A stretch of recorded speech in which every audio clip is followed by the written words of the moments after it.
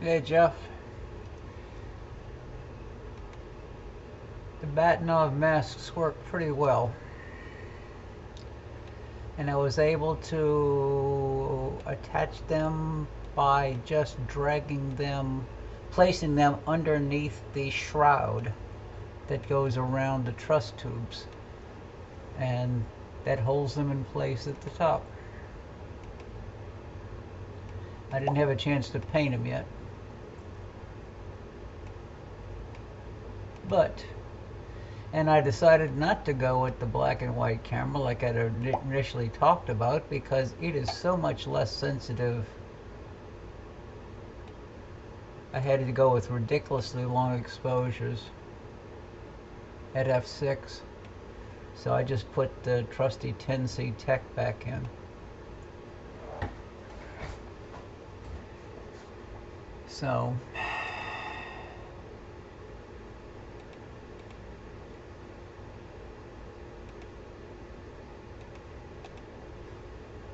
auto capture, I'll get one every 30 seconds tonight. What the heck?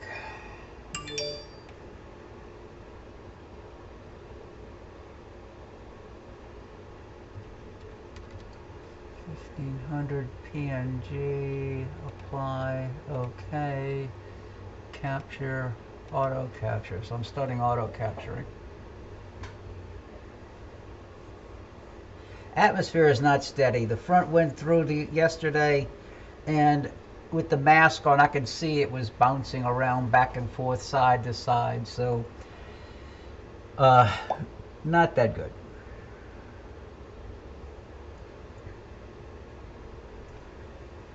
But this is, let me start putting up some text. This is, son of a gun, this is what?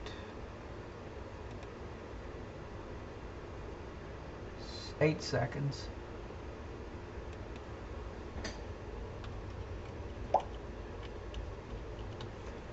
Eight seconds.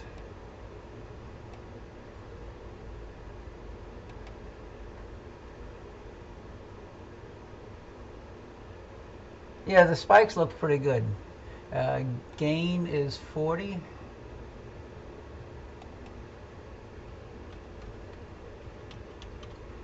Gain.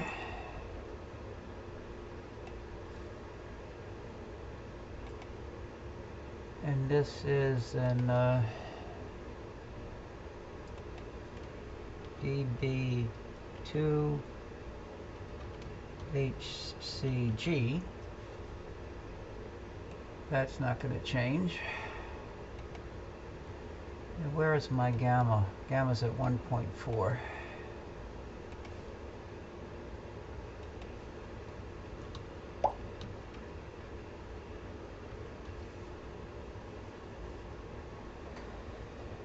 And I tried to knock myself out walking into the counterweights already in the dark, so it's starting off being a really nice night. What else? Turned around and bam, there it was. I can feel the knot on my head already. Woohoo! Yeah, 190 pound counterweight and about a 50 pound counterweight shaft. It's not moving.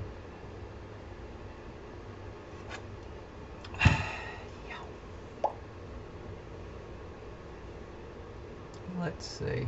And this is, of course, Thor's helmet. Let me put that in.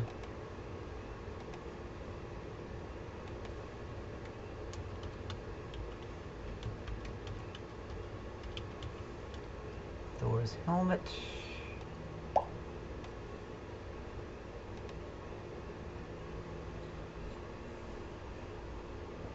Yeah, I'm 39 degrees up and at azimuth 144. What other parameters do I have to put up? Let's see. I'm Matt Nairn. Yep.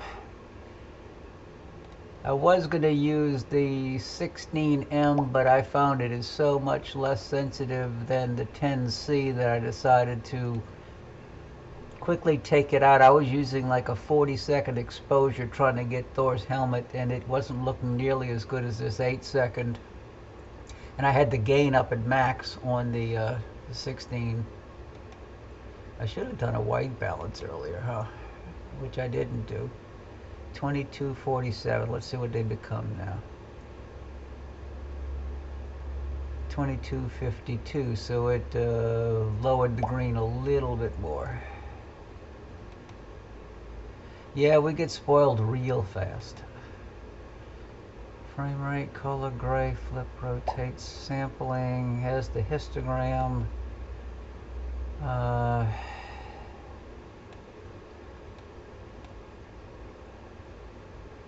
going to raise the black a little bit more, and then I'm going to start lowering the white point. And I decided to capture a video as well as capturing frames every 30 seconds. So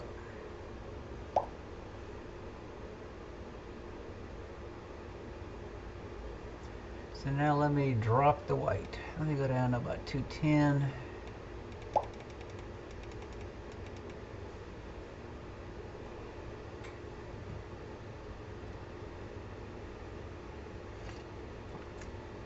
I was telling Jeff that the Batinov mask he made for me seems to be working pretty well.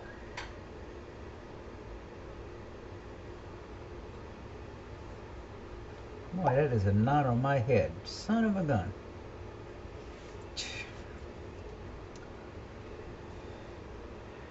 And if you heard Matt, but I was pulling the Batinov mask off the scope and I walked into the counterweight shaft. Needless to say, the mount didn't move.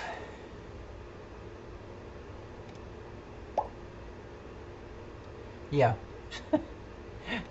The counterweights and the shaft weigh more than me.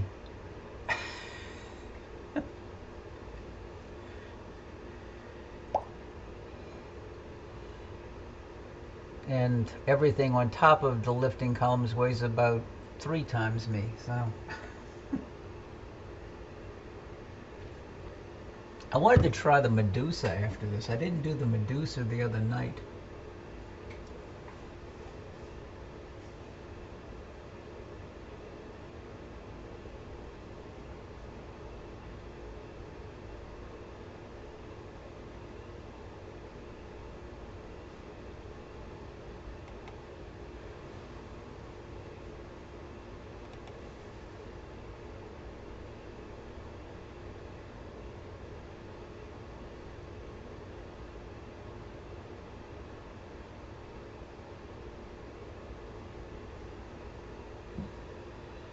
Okay, let me drop the white point a little bit more.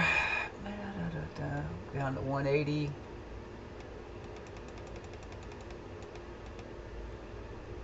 And I'll be able to drop it to 150.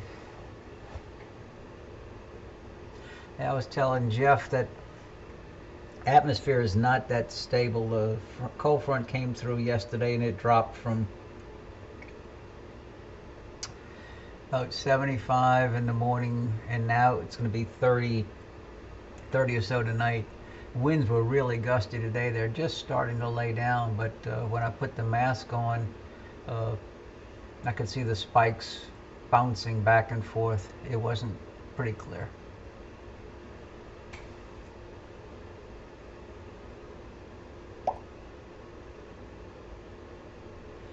No, I got my little electric heater by my feet. And for now, all I have on is a long sleeve tee and a sweatshirt hoodie.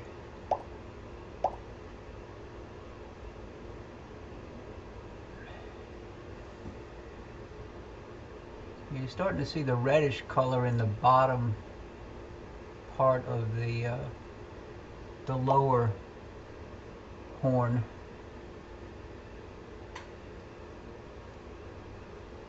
I'm going to do one more drop down to about 150. Let it sit there till I get about 75 in the stack.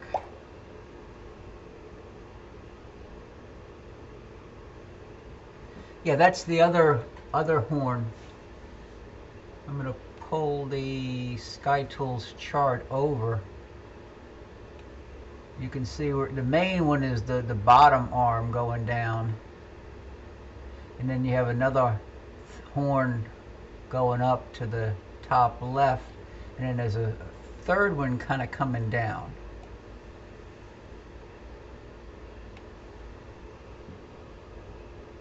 And I can barely see the one going down.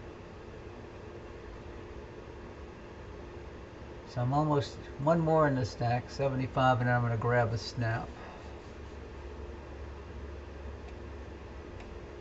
Capture, stop capture, snapshot, keep the capture going.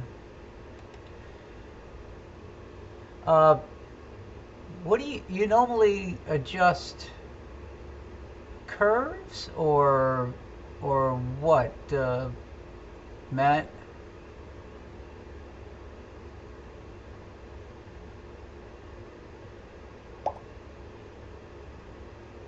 Where are the curves under?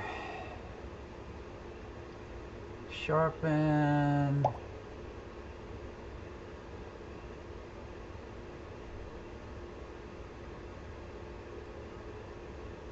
I don't see an adjust curve. I've never tried that one before.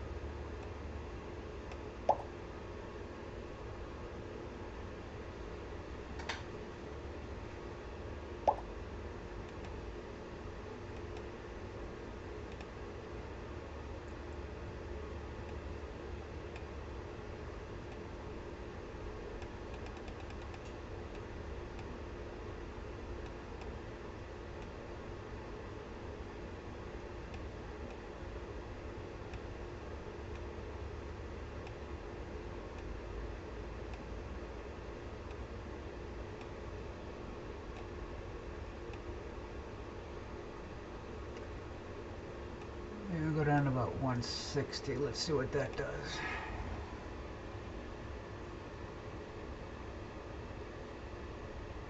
That's not too bad.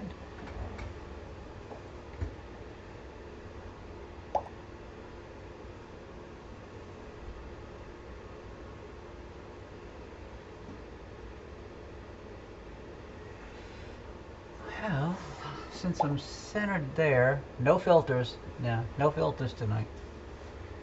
So let's go back to the live one.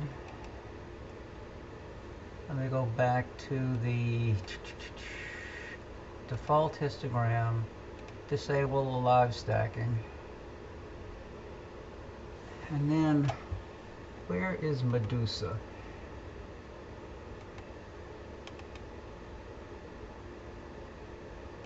I'm trying, and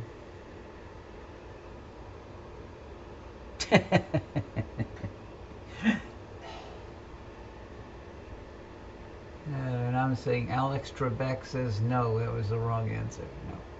No. Let's see. Slew to and center at cursor. The telescope is slewing.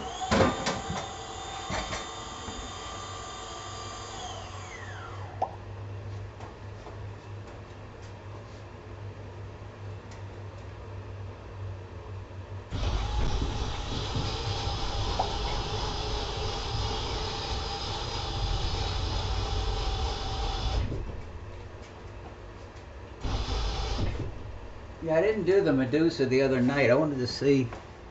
Let me turn off the blue lights. So all the lights are now off in the observatory.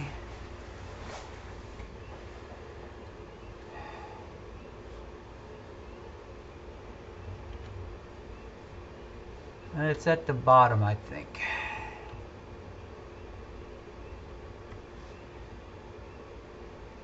Yep, it is. So let me move it up. I think it is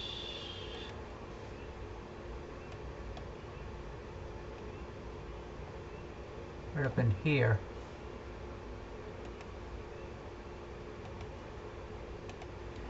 So let me move it to the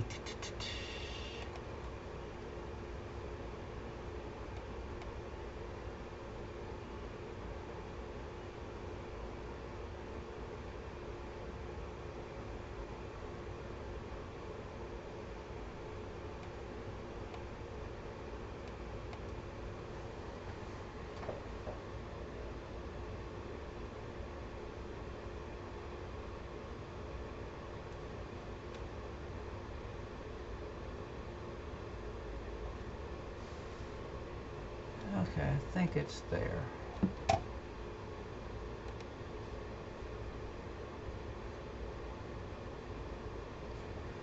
Let's see if I can go with a longer exposure.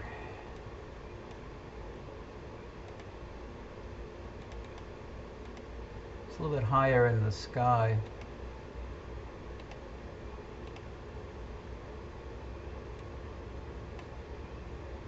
Point to 10 seconds.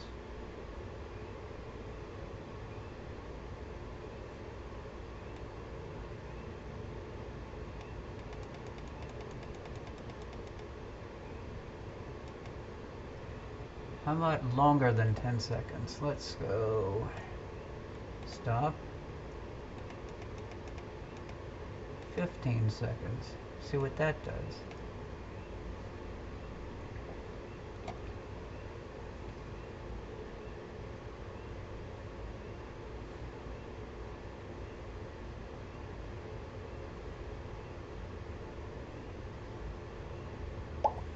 Okay. Yep. It's starting to come out now. Let me start stacking. And this is the Medusa.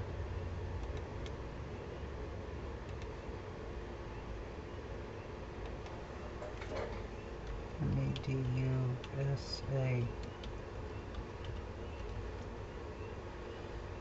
Medusa Nebula.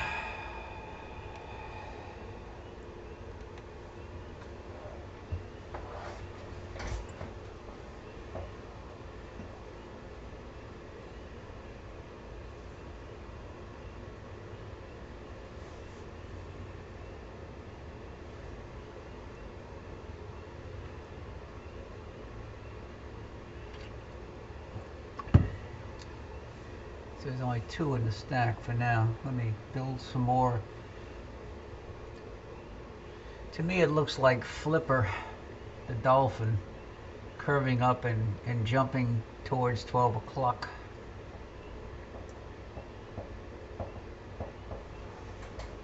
So I had put 20 objects on the list for the night, and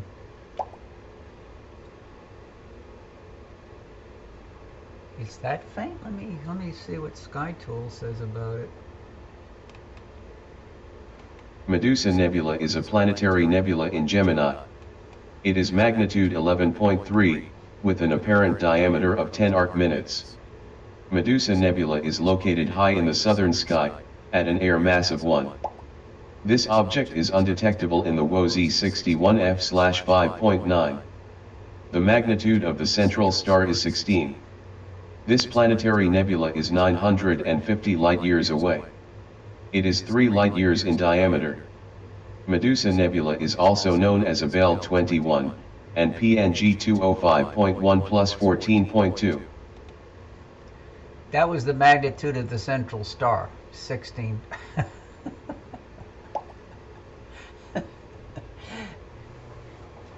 That's probably, Stellarium's probably looking at the magnitude of the central star as opposed to the nebulosity itself.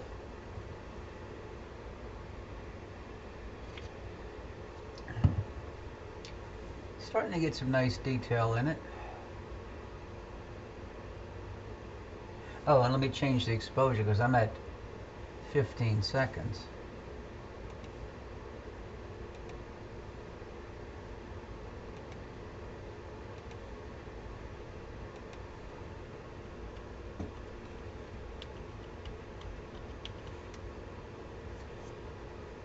Okay.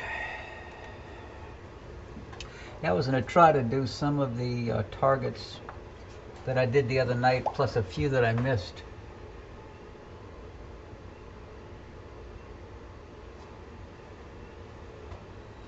think Sky Tools had the surface brightness at about 20. What did it say? 25? Back again. Medusa Nebula is a planetary nebula. I'll silence the narration. Mean surface brightness 24.9 magnitudes per square arc second. So that's a little bit brighter than what you showed, Jeff.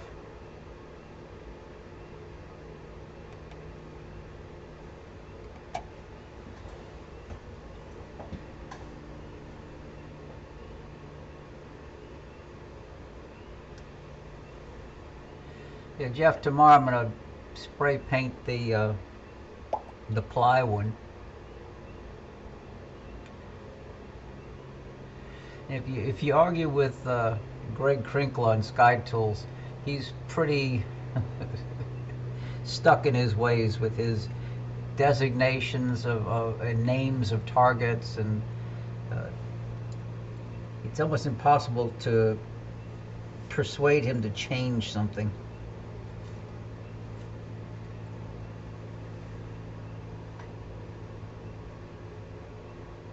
We're starting to get a little shape in that.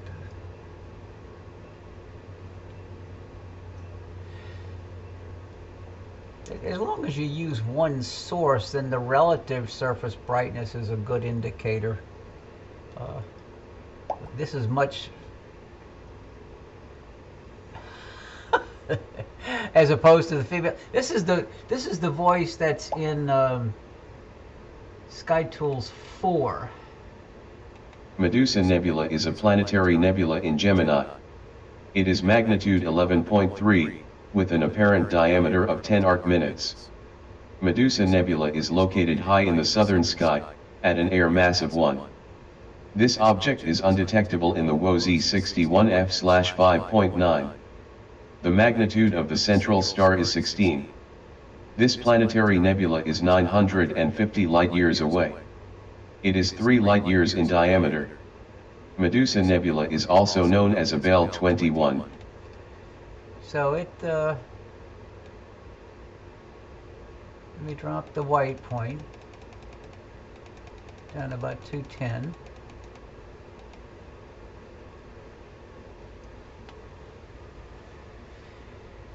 They did change some of the, one of the texts it had when you'd synchronize the scope on a target, it said synchronized.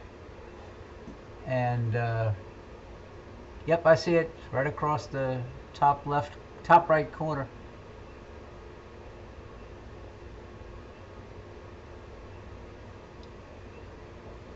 So we got, well, now he changed it, so it's now, let me, what does it say? I'm gonna go click on and telescope position synchronized. So now it's synchronized as opposed to synchronized. It's better. Yeah.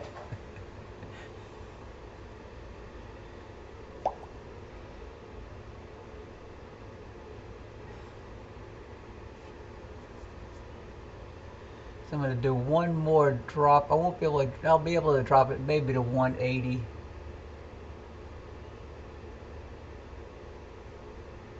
Yeah, this was one I haven't done yet this year. The Medusa. I made a list of about 20 objects. Thor's helmet, the first one I looked at, that was my rush object for the night because it was transiting the meridian at 2112. The title of one of their albums, so it was perfect timing.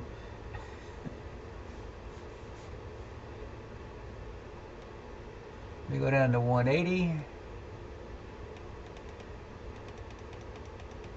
Let it sit and build for a little bit, and then I'll do a capture. Oh, I didn't put up, I have 50% sharpness right now.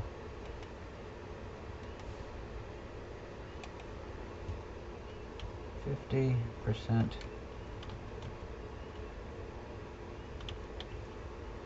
Okay. Let me see how the wife's doing. She was having issues earlier with her sugar.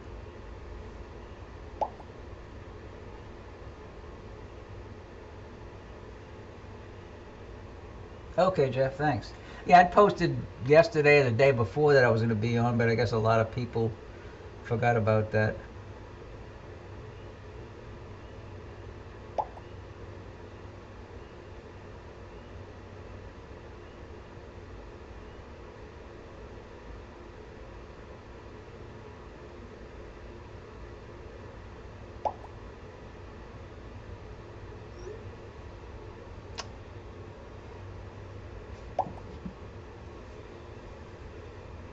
Oh, Bob's name is covered up. Okay, now I see Bob. How you doing?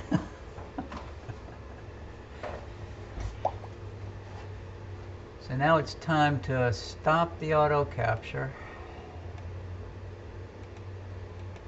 grab a snap, go back to restarting the auto capture, and then let me tweak this a little bit.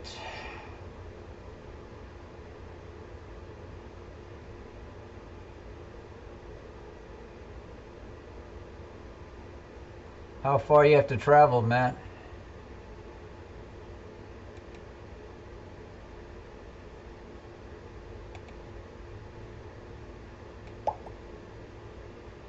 Oop, okay.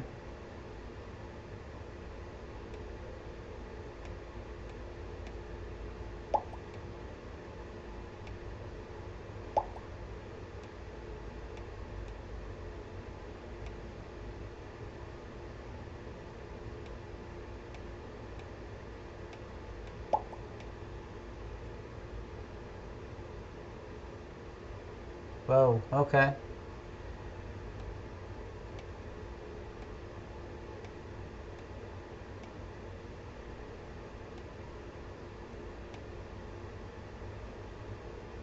Okay, and then let's see what I can do with now a range tweak after I've done a curve tweak.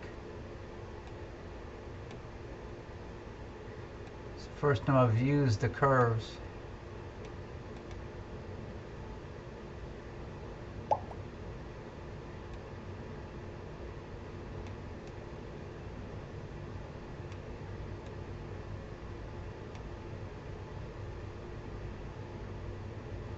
You got some blues at the flipper down by the bottom.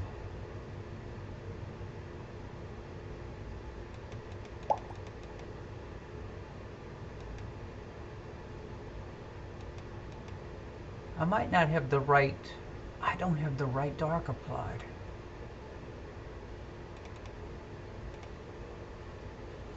But yeah, it's got some nice color in it. You can see the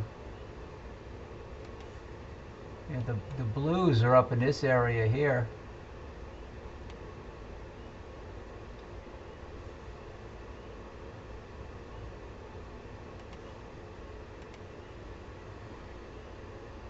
I don't see if you can see why I call it a dolphin jumping, but interesting target.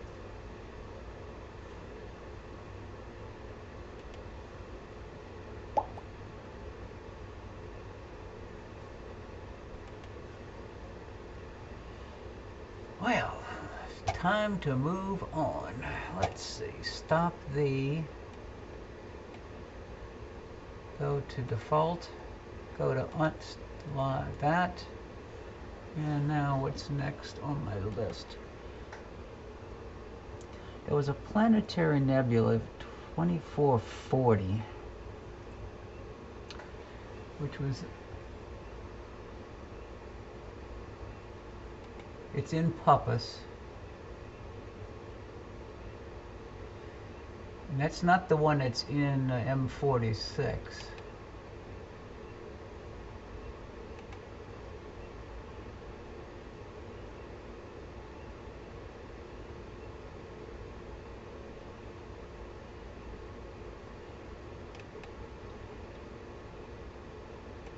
The telescope is slewing.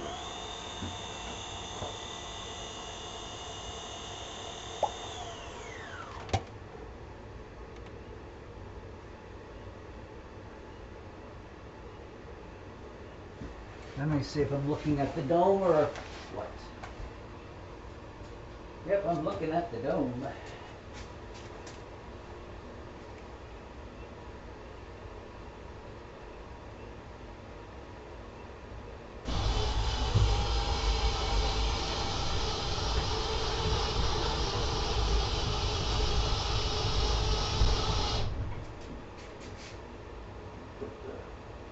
Blue lights on.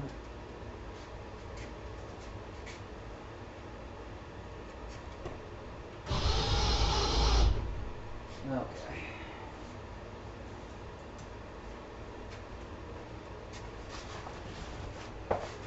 Wait till the next exposure, and 15 seconds might not be the right exposure for that far south.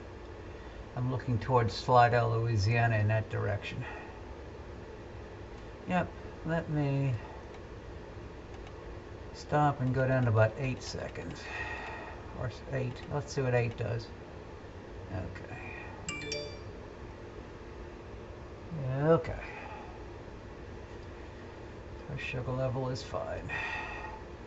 There's the planetary right next to that star. So let me click, and let me... It showed up as an irregularly shaped planetary. I will put its description up shortly.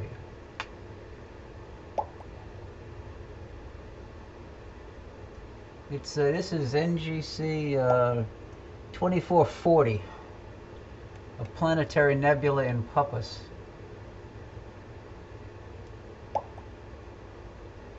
In fact, 8 seconds may be too much. It's tending to wash out.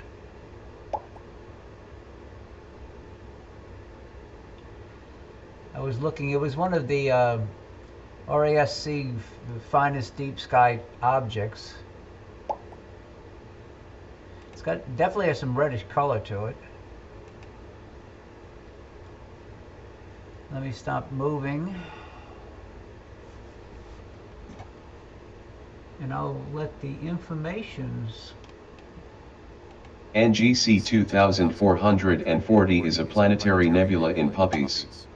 It is magnitude 11.5, with an apparent diameter of 54 arcseconds. NGC 2440 is located fairly high in the southern sky, at an air mass of 1.5. This object is undetectable in the WOZ 61F/5.9. It appears as an irregular form plus irregular disk. The magnitude of the central star is 17.6. This planetary nebula is 3,700 light-years away. It is 60,500 astronomical units in diameter. This object was discovered by William Herschel in 1790 using an 18.7-inch telescope. The Dreyer summary reads, "Planetary nebula, considerably bright, not very well defined." NGC 2440 is also known as PNG 234.8 plus 02.4, and PK 234-2.1. So you got all of that information, folks? I lost it. It disappeared behind the active window and I couldn't see it. I'm at 2 seconds right now. Oh, 3 seconds. Let me go to 2. Stop. Let me go to 2. 2. Change that to 2 seconds.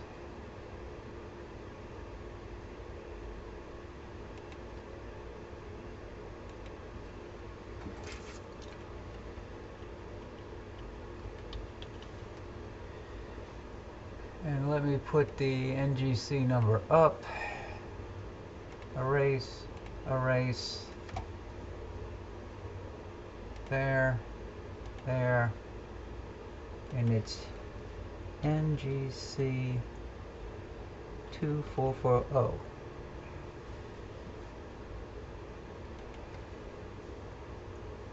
Oh, that's the Butterfly Nebula? Okay.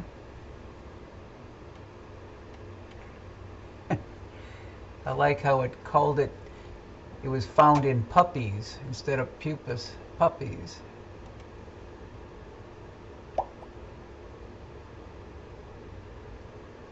Actually, I'm thinking I need a little bit longer than 2 seconds to get the red.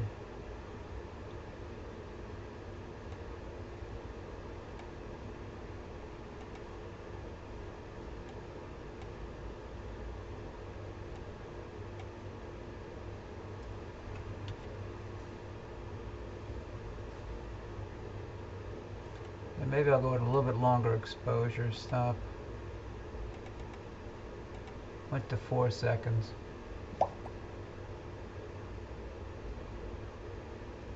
Yeah, me too. You can see the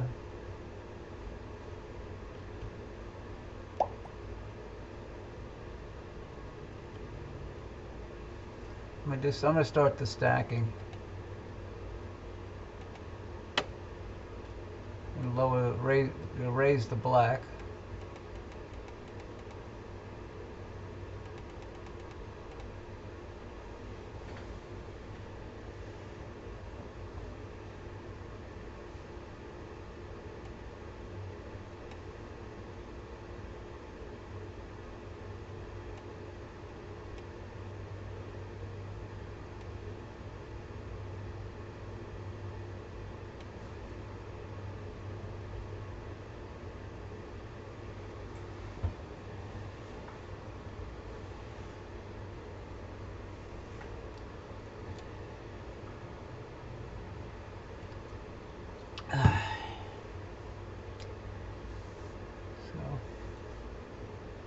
Yeah, this one I had not looked at before. Let me get my mark.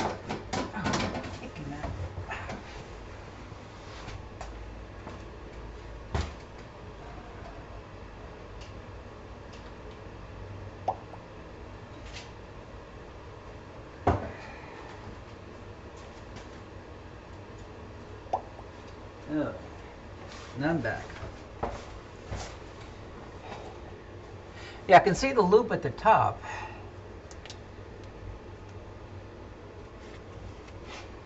So far I've done Thor's helmet, this NGC, and I've done the Medusa.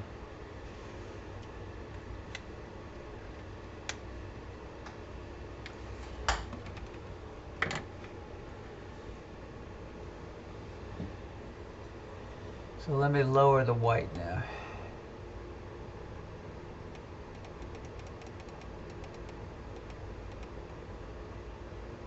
I'll do bigger jumps in the white now. I jumped it down to 200.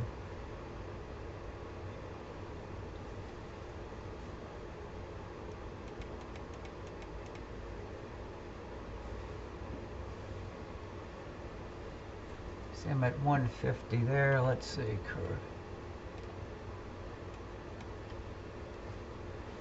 That's 300% zoom. That's 200.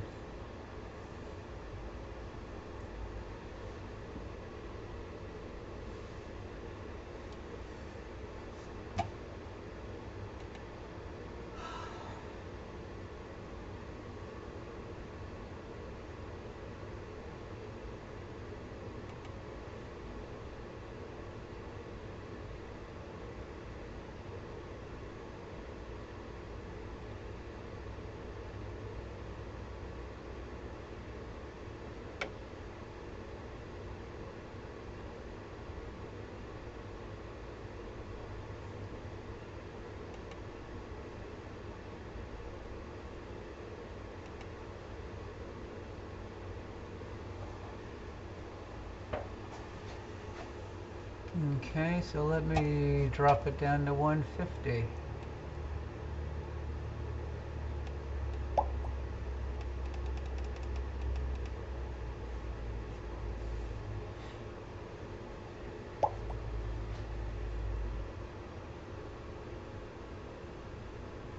Yes.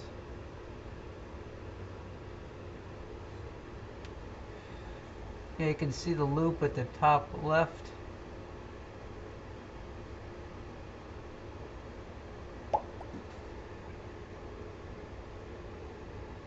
Yeah, this is F6. Yeah, the Medusa is nice. I caught that in a 17.5 with a Malincam Hyper Plus ages ago. It was gorgeous. You're starting to see, I think, some blues inside the loop at the bottom. Where's my little pen? So I'm seeing like a little circle here, and it's blue on the inside.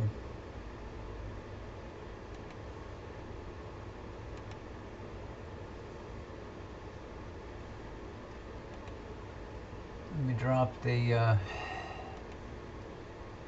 down to 100.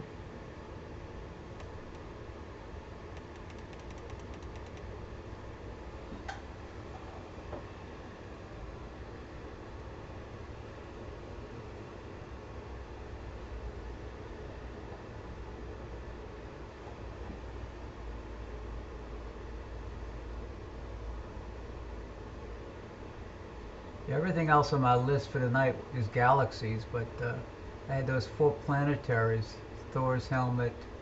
Well, that's a diffuse nebula, and then 3 planetaries.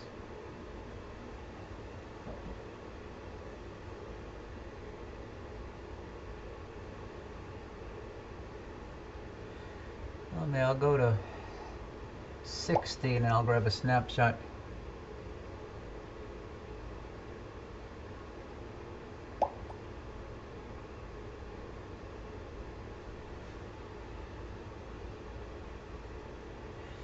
Yeah, the stars are not, of course I'm zoomed in, but at 150, that's 100 right there.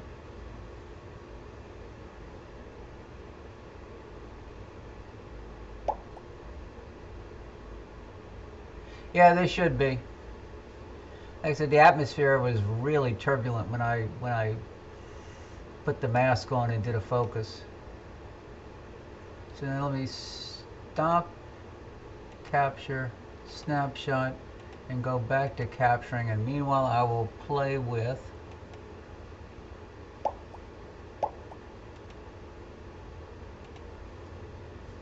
let's see what I can do with curves.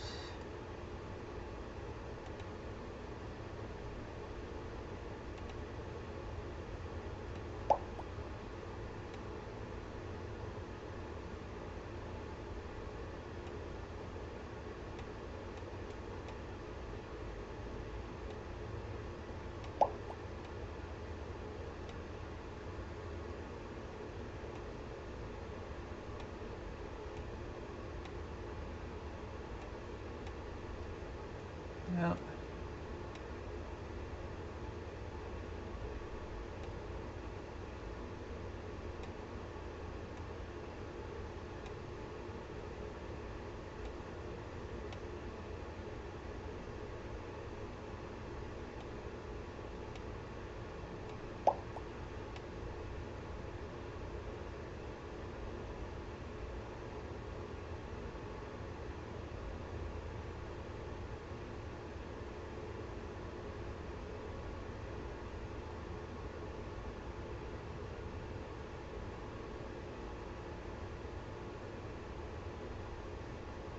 I'll have to look and see what the current comet list is in Sky Tools.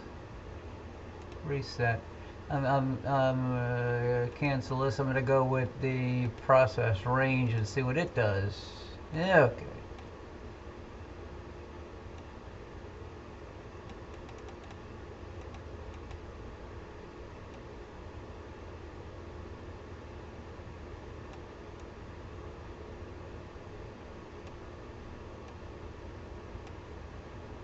Nope, that blew it out.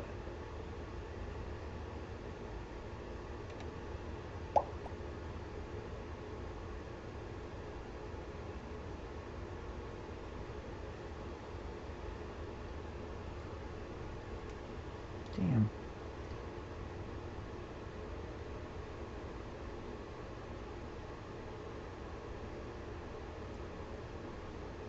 Just got a splinter in my hand. Son of a gun. Oh well. Let's go back to default histogram, unstack. Let's go to live.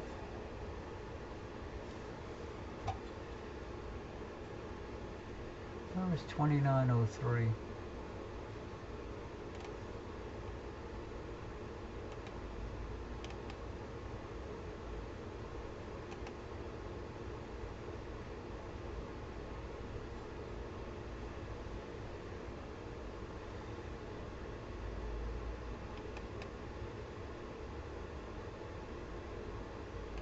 The telescope is slewing.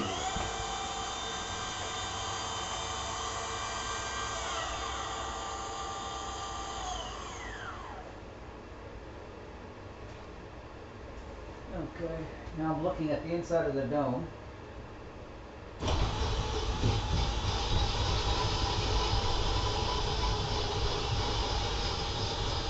And as you can tell, the blue lights are on inside the dome.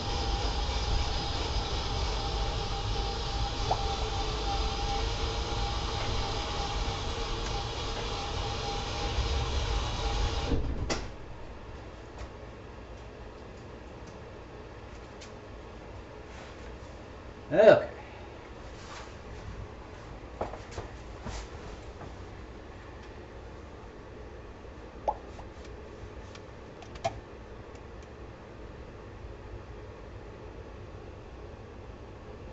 Let me see if I can go to the comets list and see what they have here. Target lists, current comets.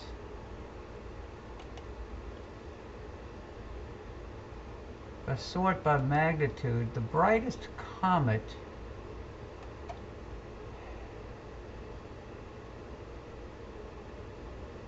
currently up is Comet C 2017 T2 Pan-STAR. That was the one that's in Cassiopeia. It went right by the double cluster about a week or so ago, in its magnitude 8.8.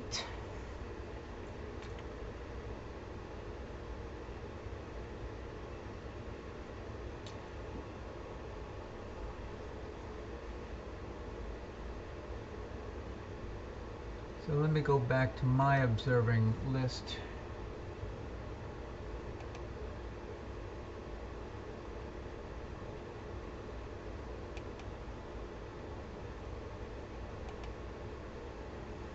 Well, this is NGC 2903. Yes, NGC 2903. Let me erase this. And this is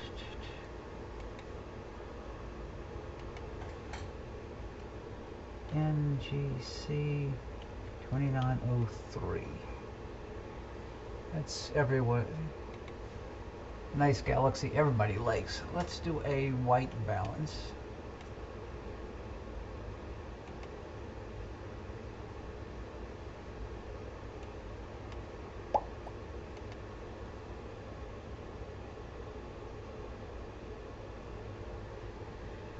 Okay. Let's see if we can go at a longer exposure. Right now I'm at, I was at 4 seconds. Let me go to 8. See what an 8-second loop does.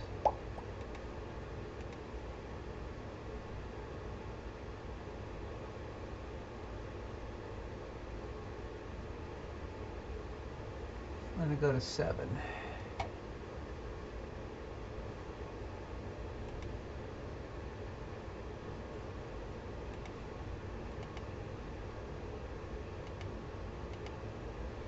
Go at 7 seconds.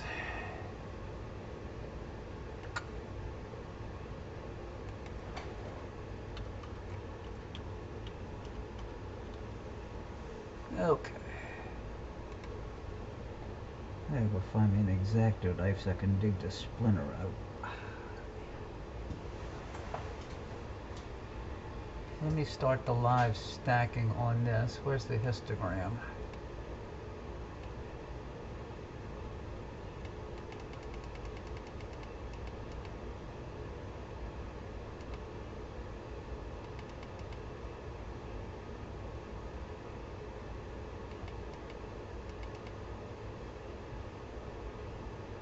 Okay, let's start the stack. Okay. Oh, and let me lower the I had the saturation too high. Let me go back to 128.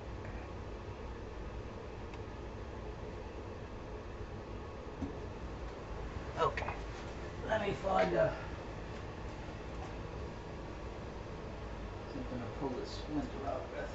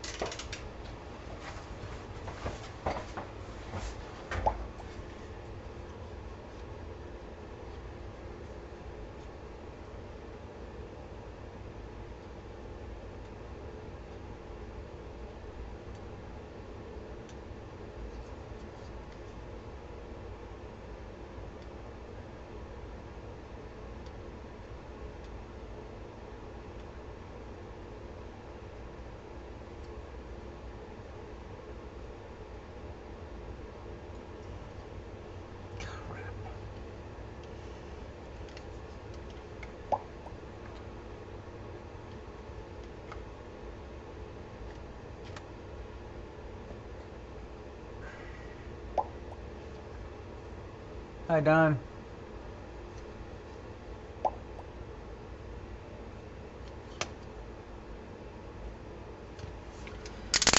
That's not going to work. I can't get it out with that.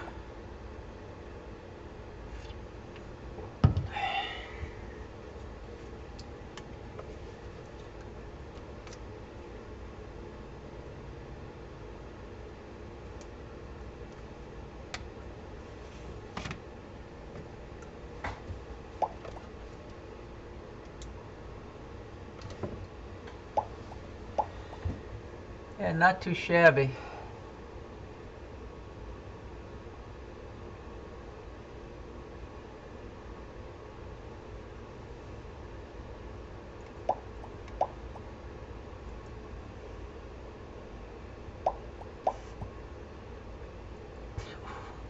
$100?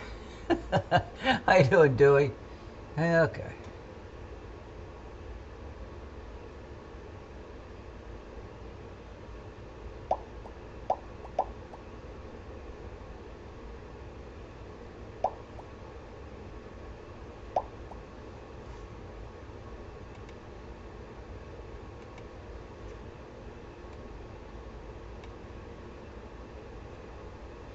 Yeah, Dewey and Don, I was saying, although it's clear tonight, the atmosphere is far from good. Put the mask in that Jeff made, and it was really hard getting a good focus because everything kept bouncing around. The front just came through today, well, last night, and maybe tomorrow night will be better. I'll have to see.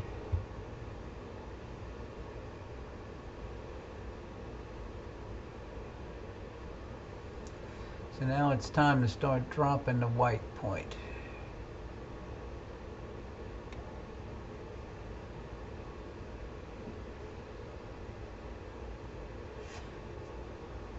Have to run some of these through Topaz Denoise.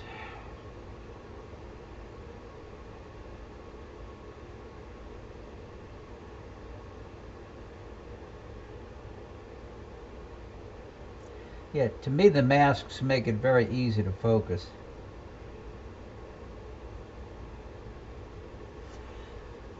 Problem is getting a mask for a large scope is kind of hard.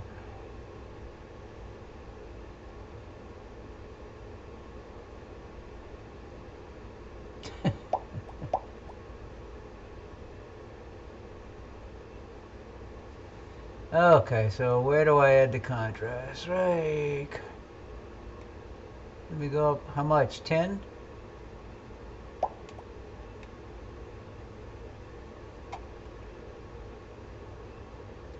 That's the way, Matt.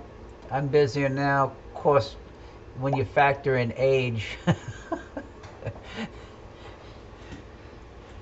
it just maybe it seems like I'm busier. It just takes longer to do something.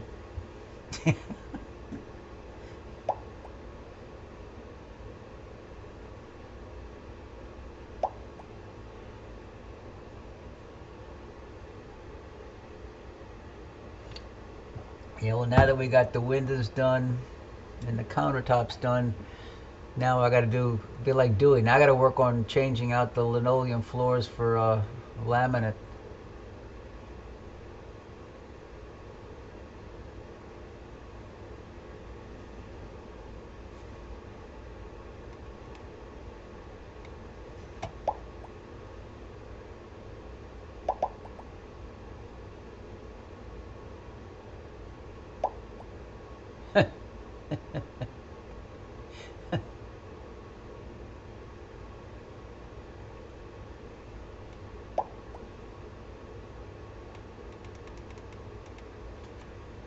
Drop down to 150.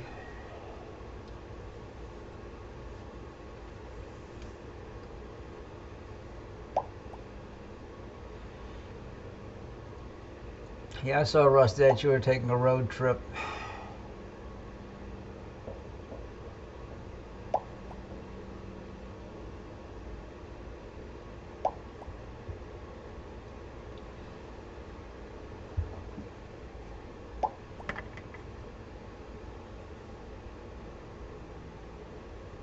Yeah, I had made a list of about 20 objects and I sorted them by transit time.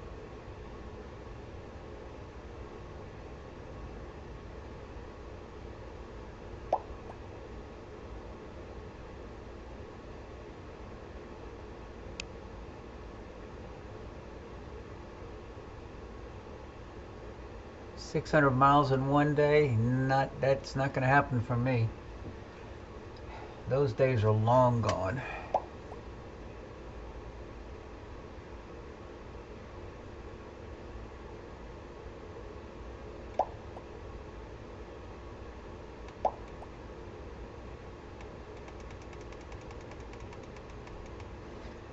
So I'll throw a few more in the stack, go to about 55, and then grab a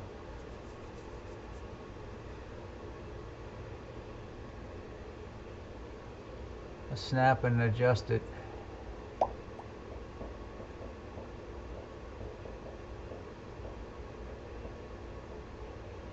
I did 500 back in 2011. That was the last time I did 500 miles 2 days in a row, and never again. Even last year, going 300 was pushing it one day between Albuquerque and Amarillo.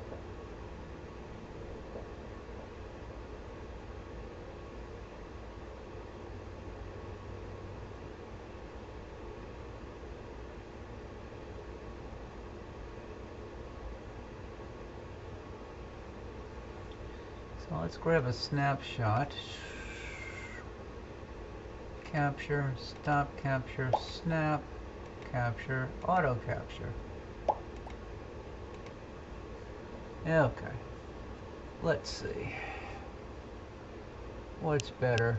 Image, adjust curves. Let's see what that does first.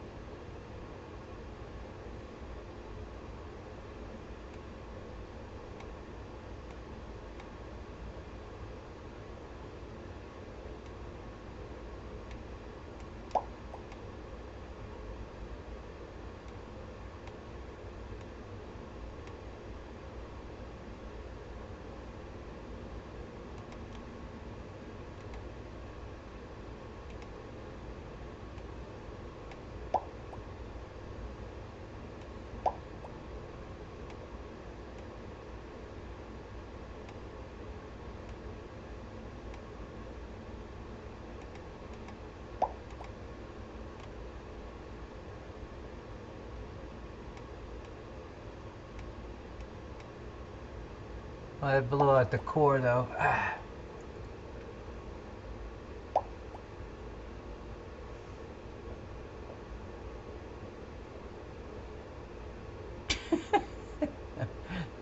We got Washita down here in Louisiana also.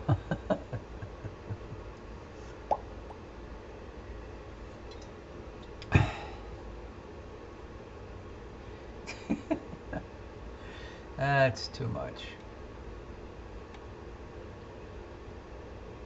Let me see.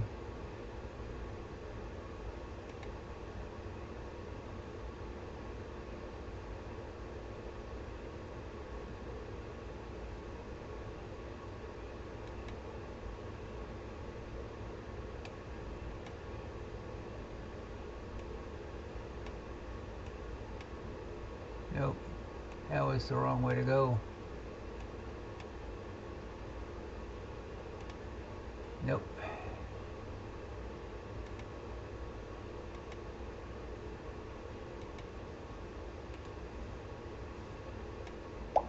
Okay.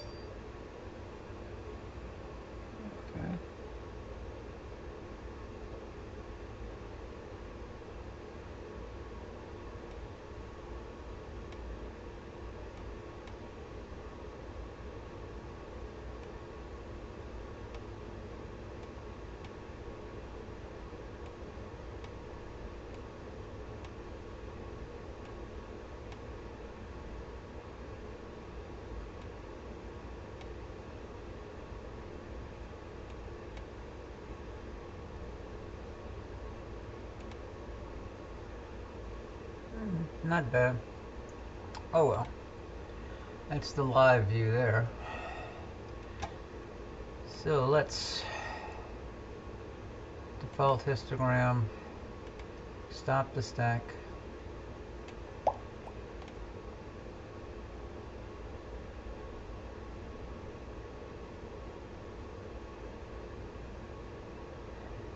Oh, the atmosphere just looks soft tonight.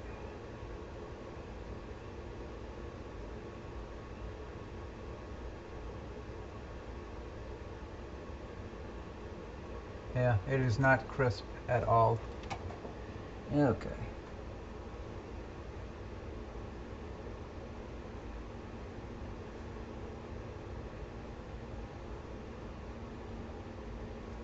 NGC 3003.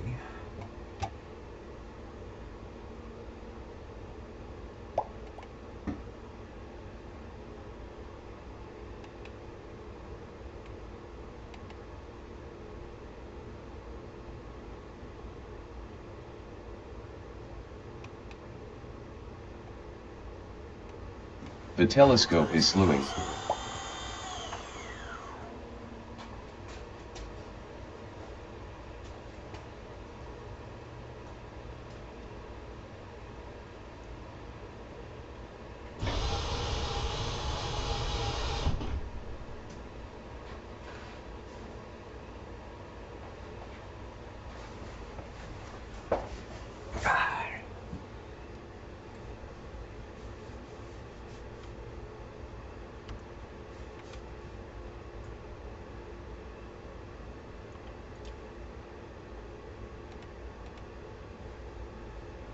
This is NGC 3003.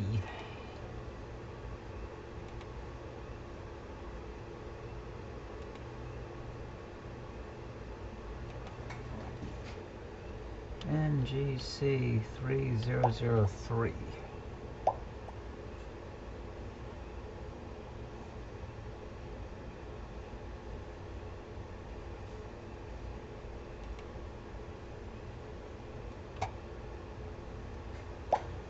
So now let's get that galaxy in the center.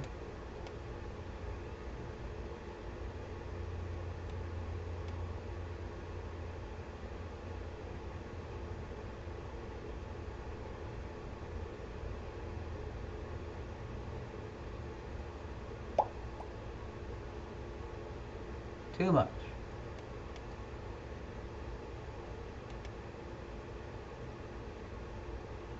Yeah, the skies are not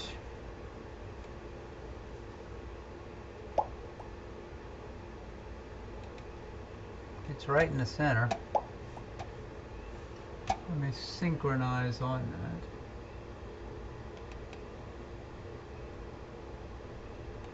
Telescope position synchronized. Yep, 3003. And there's the information on 3003 is... NGC 3003 is an edge on barred spiral galaxy in Leo Minor. It is magnitude 12.2, with an apparent size of 4.8 by 1.1 arc minutes. NGC 3003 is located high overhead, at an air mass of 1. This object is undetectable in the WOZ 61F/5.9. It is 96,000 light-years in diameter. This object was discovered by William Herschel in 1785 using an 18.7-inch telescope. The Dreher summary reads, remarkable, considerably bright, large, very much extended 90-degree. NGC 3003 is also known as McG 6-22-13. I love the difference in magnitudes. And the telescope it's trying to say is a Williams Optic Zenithstar 61. That's its woozy 61. I guess that's close.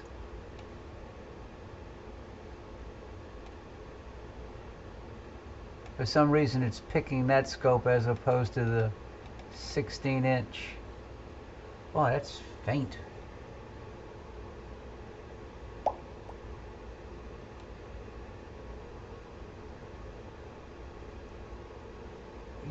Yeah, I don't know. It's pretty incredible. Let's see. I wonder if I should go to longer exposure. This is what, 7 seconds. Let me try maybe a little bit longer. Stop. Let's go to try 9 seconds and see what it does.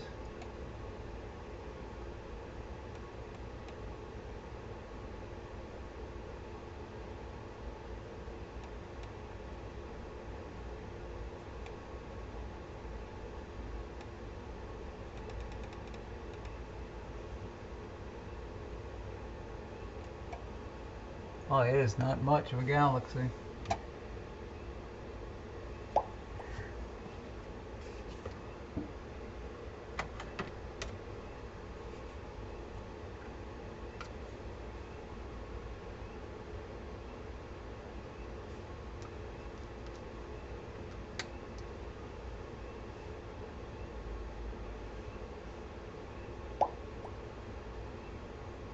Hi, David. Yeah, conditions aren't the best tonight, atmosphere-wise.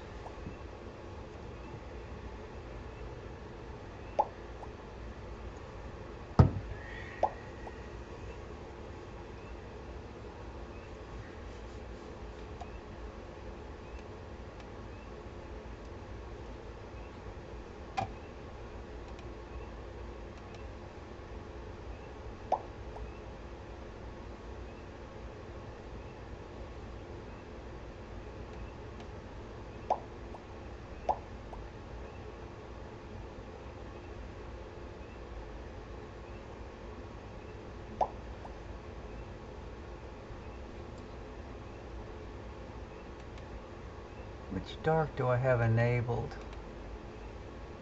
I'm at gain 40, 10 seconds. Okay, let me enable that one. Okay.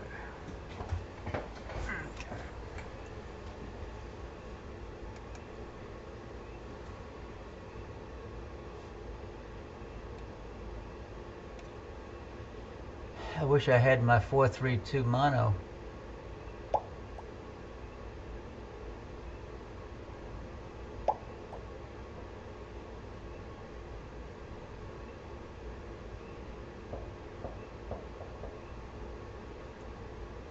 I don't remember, Rusty. I wasn't on the whole time last night. I Gotta try to get a little sleep.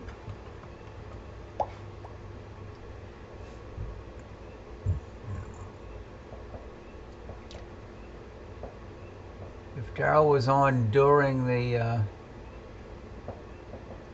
part of the broadcast I recorded, Matt, maybe it's in the recording.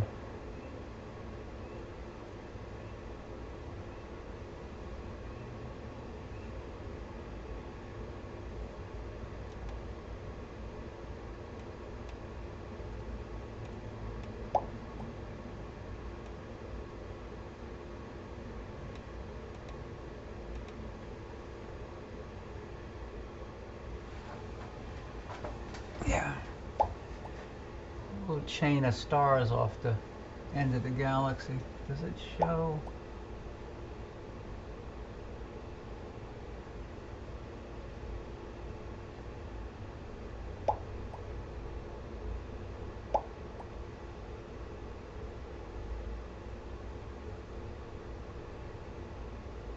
"15, 13, 13, 15. So that's like 15, 13,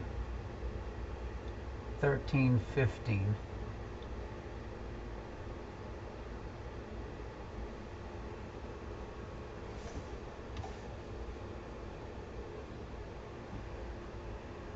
It shows a Leda galaxy about the same distance.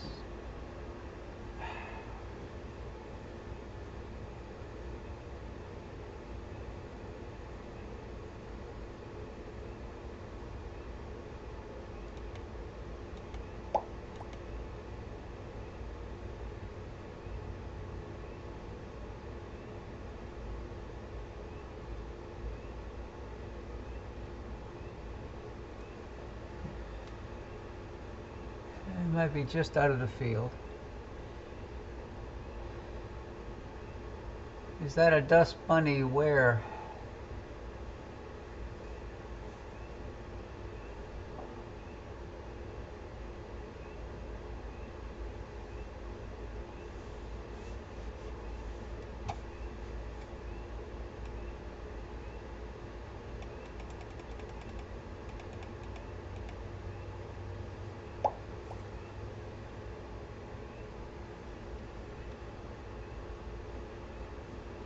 Start in the center and move to the lower right until about over here.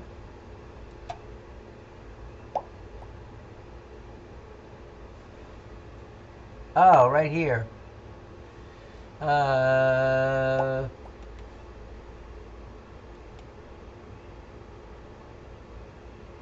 In there, I'm assuming you're talking about. It maybe. Starting to see some structure in that galaxy now.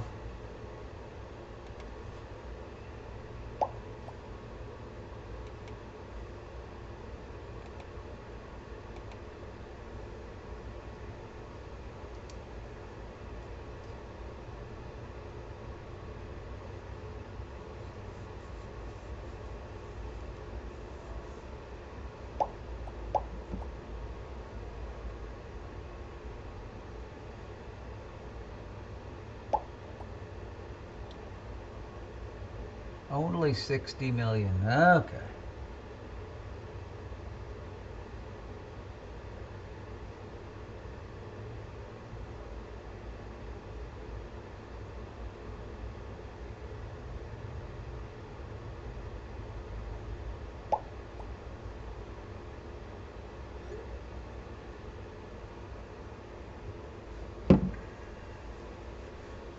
Let me do another drop down to about 150.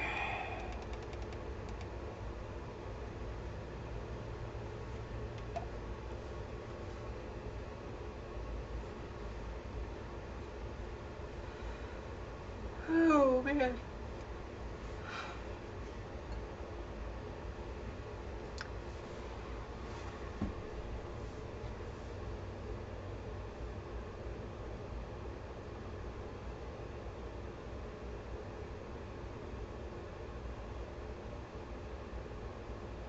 How high is this right now? This is 50 degrees up. Okay. So it's pretty high.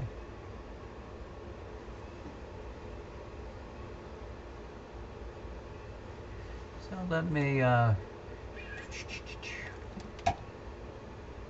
stop the capture, grab a snap.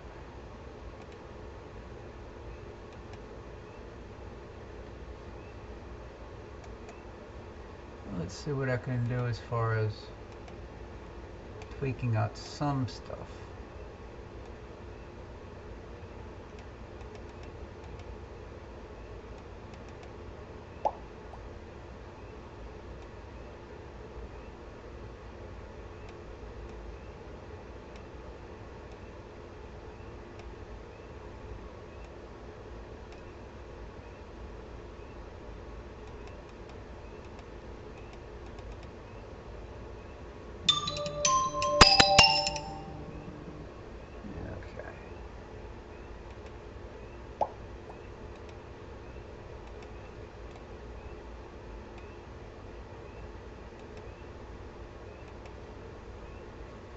Got a little bit of a detail in there.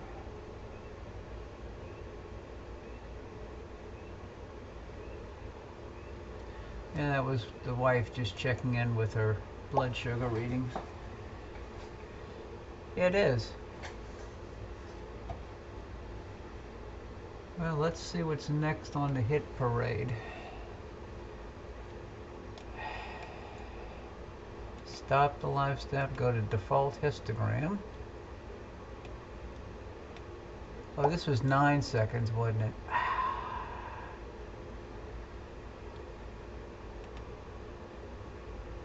Oh, that looks like garbage.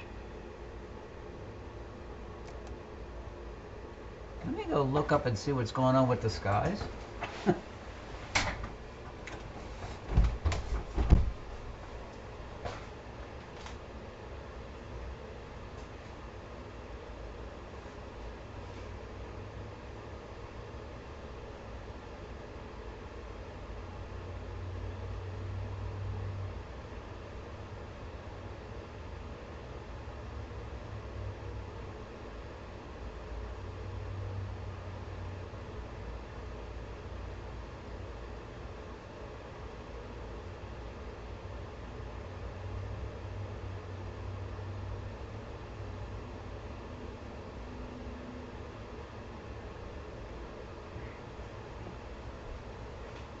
Sky does not look that good.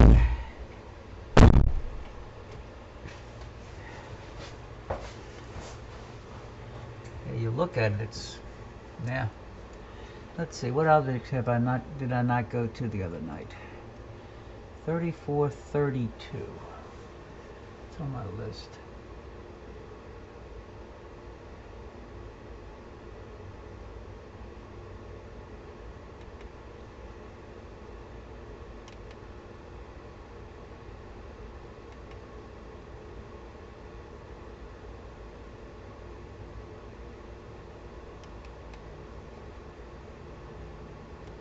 The telescope is slewing.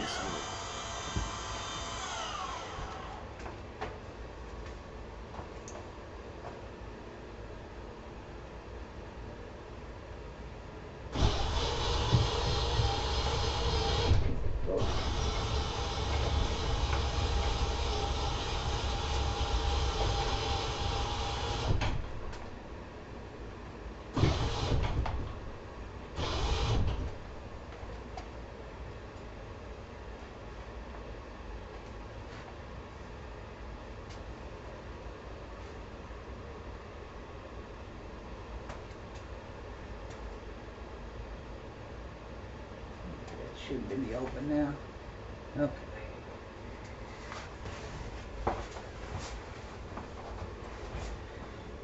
This is 3432. Change the name.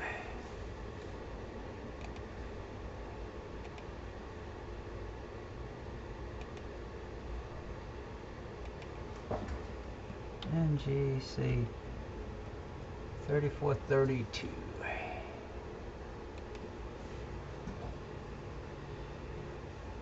And there's supposed to be few other galaxies nearby. Let's see, there's 2 stars.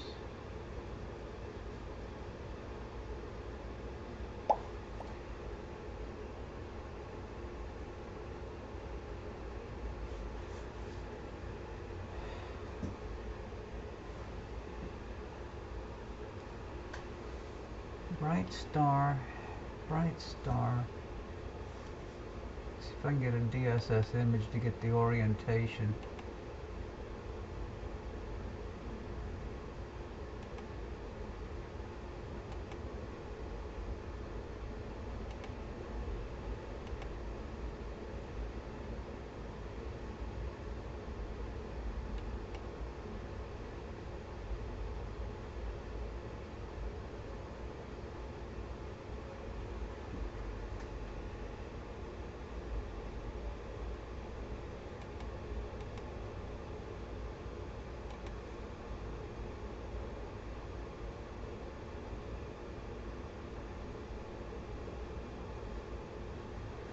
Oh, I'm trying to.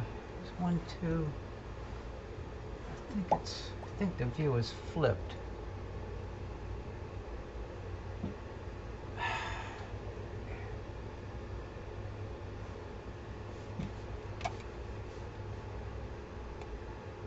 There's supposed to be some other galaxies in the field of view, but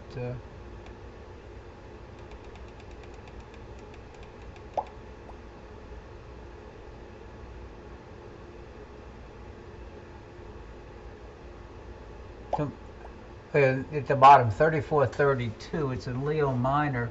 There's some MCG and Leda galaxies nearby.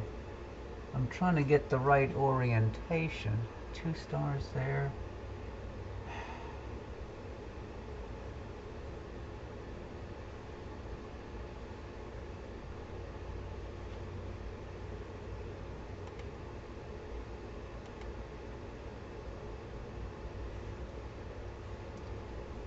I think I've got the orientation now. So the other galaxy is supposed to be...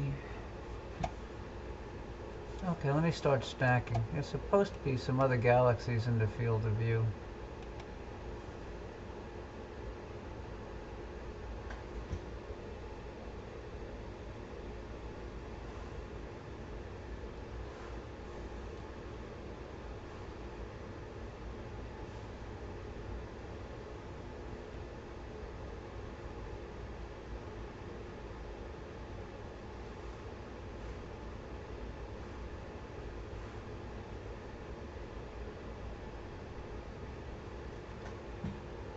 They show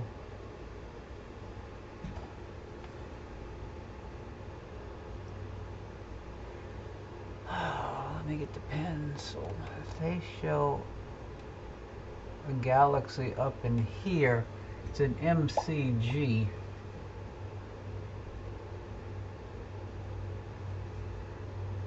Of course, it's fairly faint.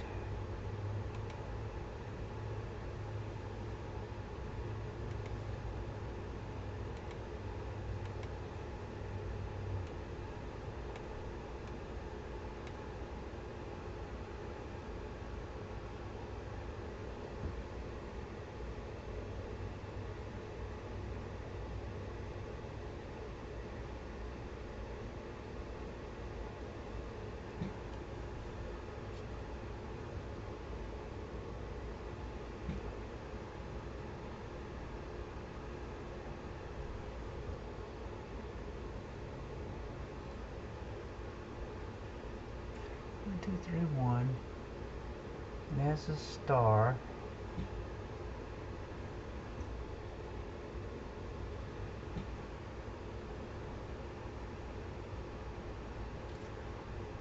I think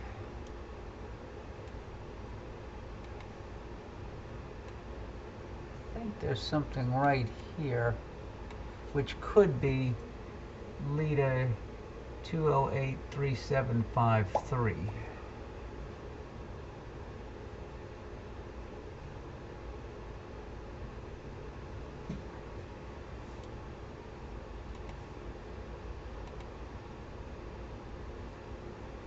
So let me start lowering the white point and see what, well, it's almost, add a few more to the stack.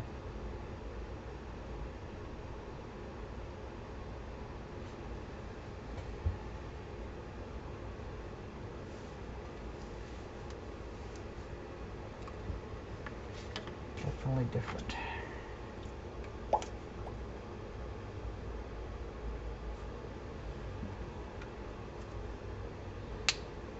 Yeah, Jeff, 50% sharpening.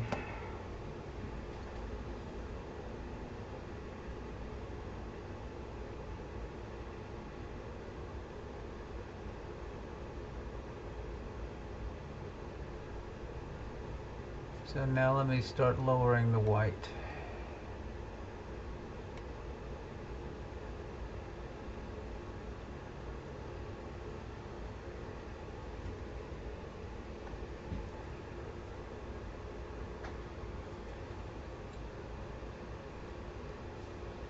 I'm starting to see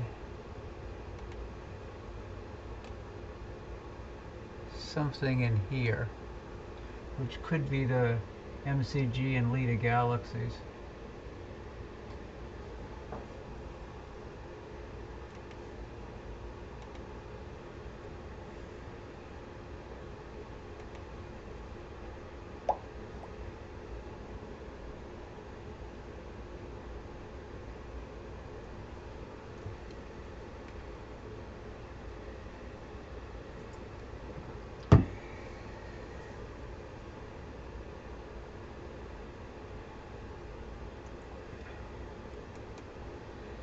One of my friends was supposed to come over tonight, but he just had shoulder surgery, so he wasn't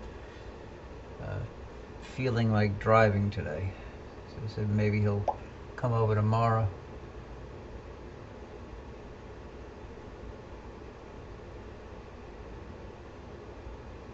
Okay.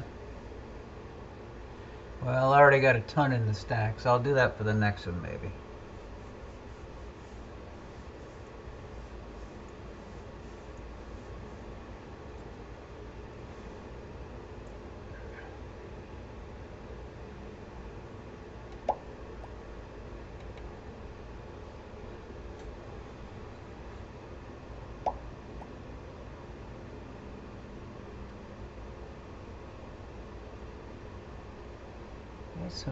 That's a really weirdly distorted galaxy. It's bent nearly edge on. And it's got color. It's bluish on the ends, and it's got a orangish center color. Yeah, they may be. The winds were supposed to drop down to less than 2 miles an hour by sunrise. Of course, I'll be long gone by then.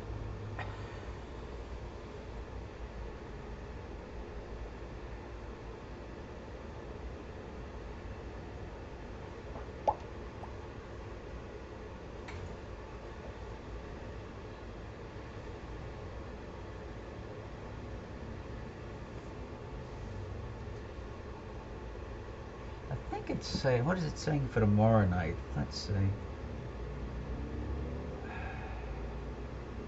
Scope nights. Weather data. Tomorrow night. Saturday, mostly clear. Winds at 2 to 1 mile an hour. Be about 10, 12 degrees cooler.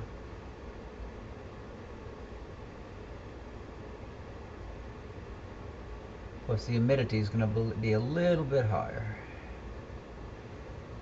Well, no. It's going to be 75 to 86% humidity tonight, and tomorrow it's going to be 60% to 82% humidity. So,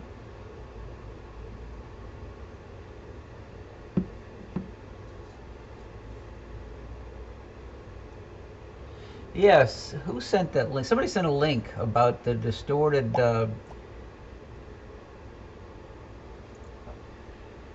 no, not good for drying paint. I was going to hopefully cut some grass tomorrow because the weeds are taking over the dog's yard in the back. And it looks like if it's going to still be wet, I won't be cutting anything until it starts drying out.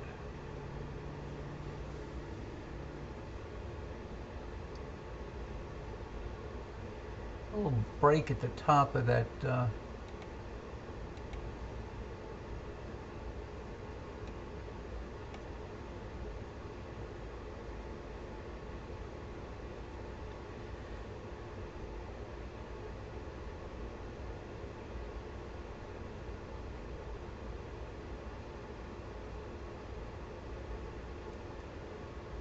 It'd be interesting to see what Topaz Denoise does with some of these.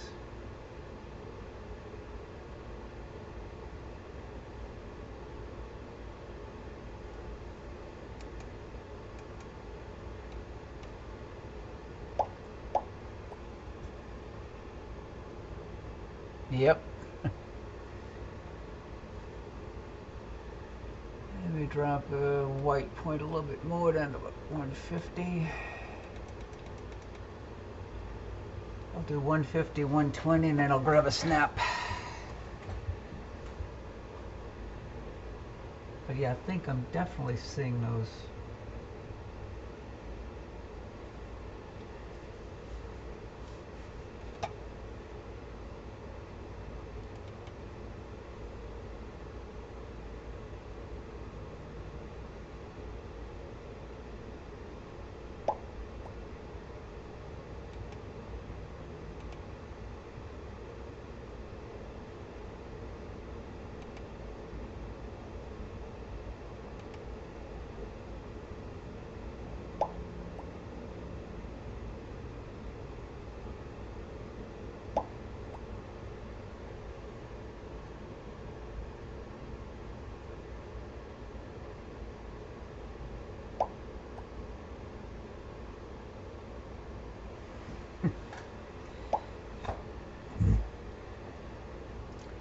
I don't have Photoshop yet. I'm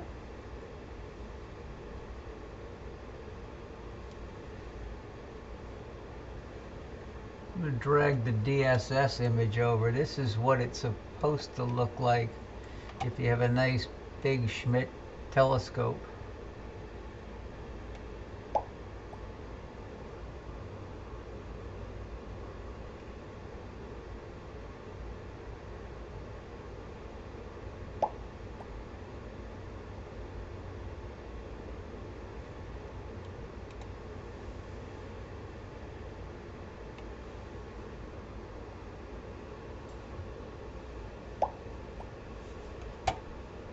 One more drop to 120 or so.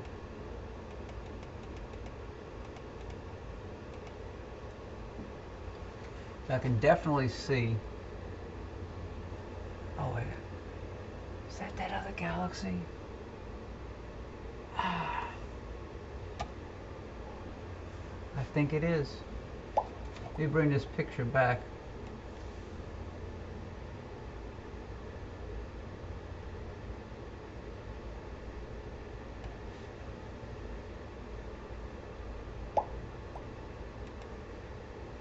This MCG galaxy here is this little faint glow.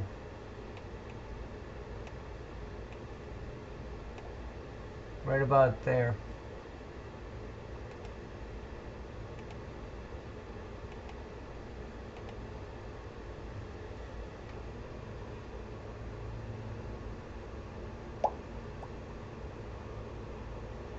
And this little Leda galaxy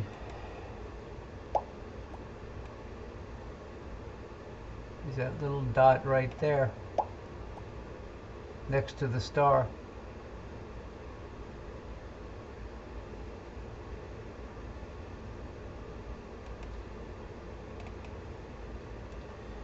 I have to write right back to Greg Krinkloss. And tonight, so far, knock on wood, Sky Tools 4 has really been controlling the mount well and getting me right on targets. So let me go up, stop the capture, grab a snap, and then go back to auto capture. Meanwhile, let's adjust the snap.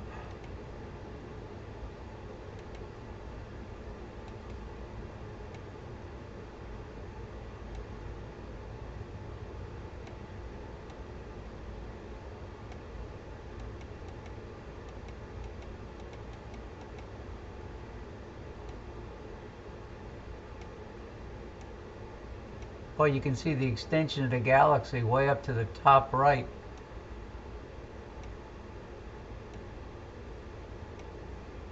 I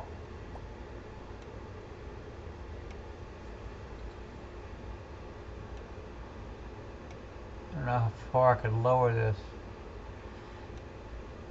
I'll go down to maybe 200.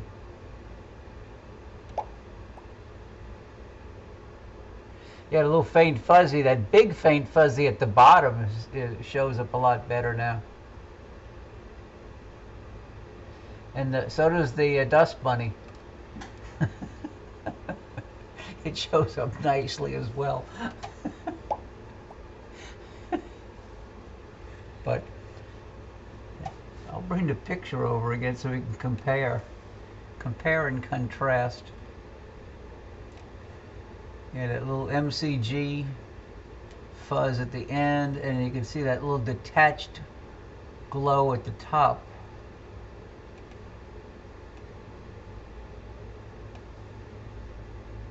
The MCG at the bottom. And then the little Lita, which is that little dot right there, all showing up nicely.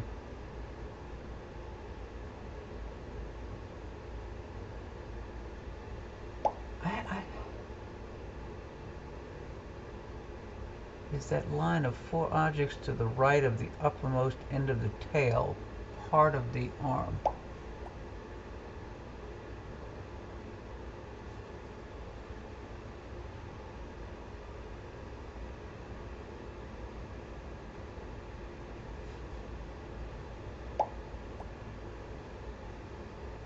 Night, Rusty. Have a safe drive tomorrow.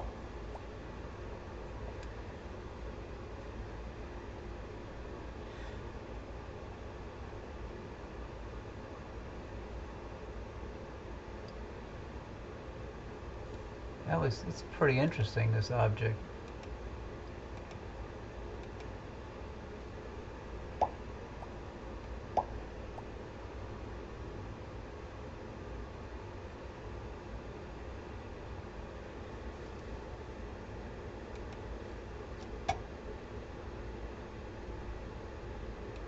Talking. Oh,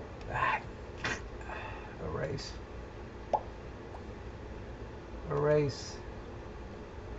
Erase.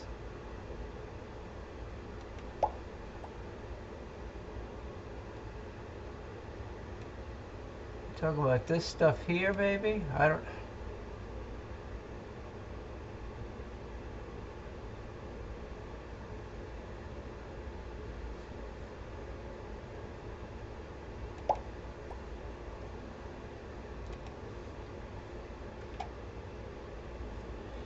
The DSS image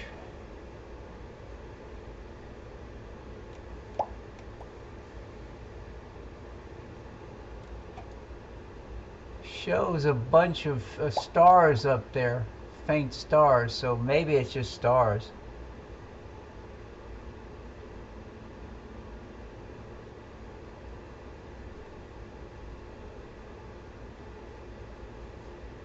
Oh, that Lita, that's son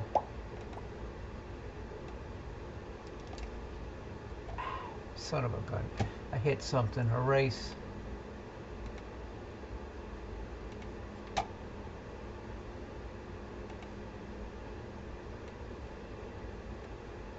That dot right there, I guess, is it the Lita?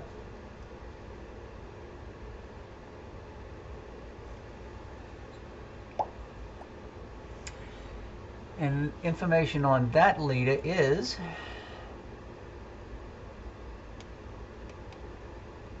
Lita 208-5296 is an intermediate galaxy in Leo Minor. It is magnitude 18.8, with an apparent size of 16 by 12 arcseconds. Lita 208-5296 is located high overhead, at an air mass of 1. This object is undetectable in the WOZ 61F/5.9. The light takes about 2 billion years to reach us. 2 billion It is 150,000 light years in diameter. 2 giga years, 2 billion light years from Earth. That's incredible. And we're seeing it with the modest home equipment. God, that is neat.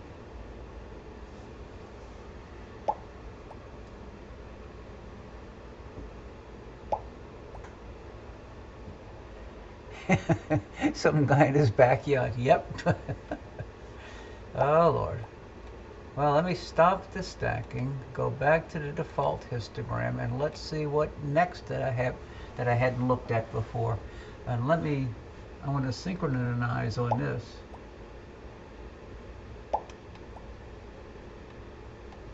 Telescope position synchronized. I'm synchronized. Okay. What next one had I not done the other night? Oh, 3521.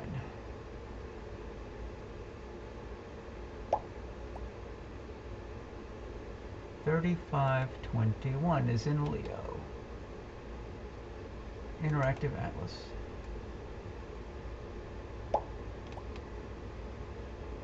Get DSS image. My attachments.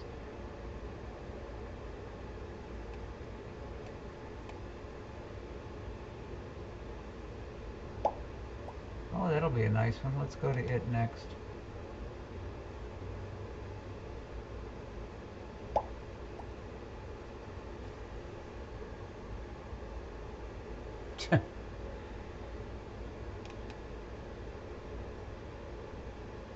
Slew to incenter. The telescope is slewing. Okay, let's see where it's going. It's going to Leo somewhere.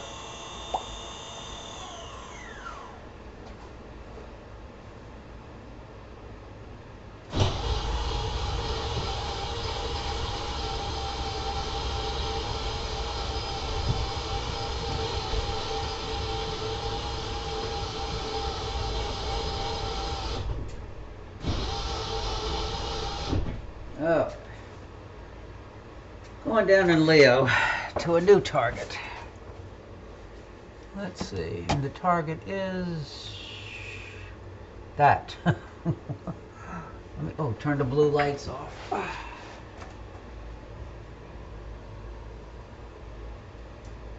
Blue lights off. And let's see.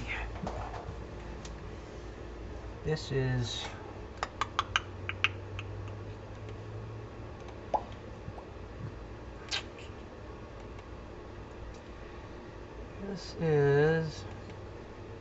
NGC, and there's a few leaders in this field of view too. Let's see. Come on. 3521 in Leo.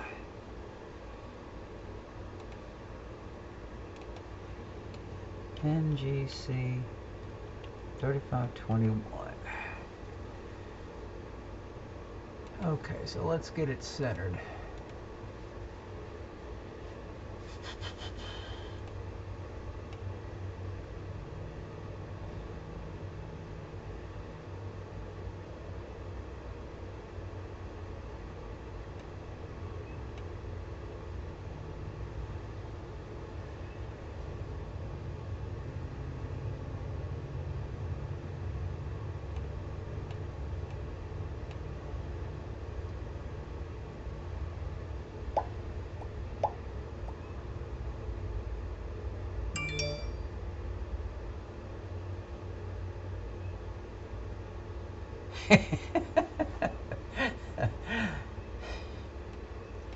I got some Naglers sitting in the box in the closet that I haven't used in eons.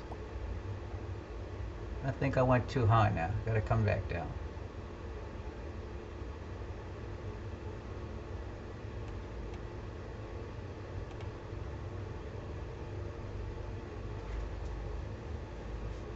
And while I'm here, I'm going to do a white balance, turn that off, maybe a little bump down, and then that's going to be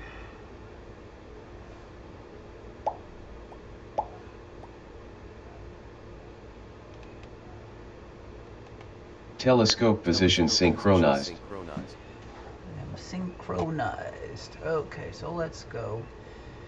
Should I go with a shorter exposure because of where I am in the sky? Let's see.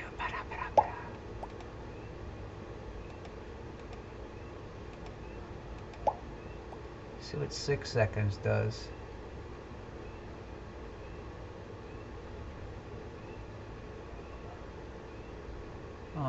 No, maybe 7 seconds. Okay.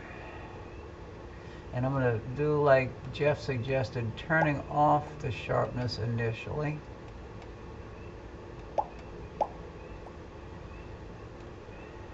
Okay.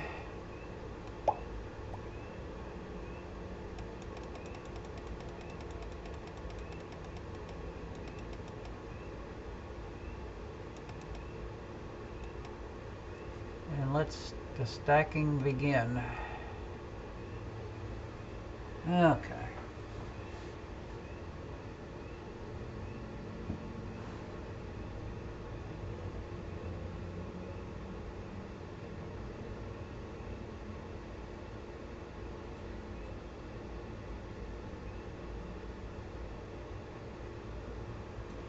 Let me turn off the crosshairs. We don't need that bugging the view.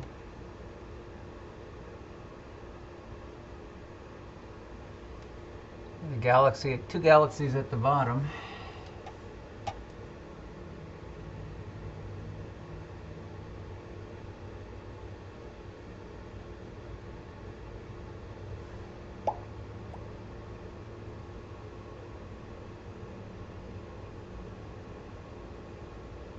You can already see some structure in the galaxy.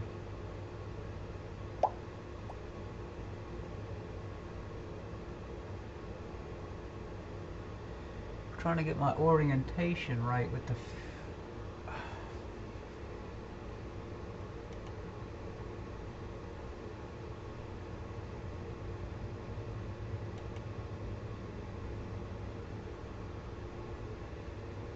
that's it. Okay.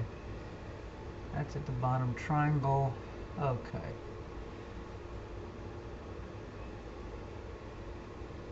So there's a leader and a leader. There's 2 leaders below it. I'll mark those with a line. So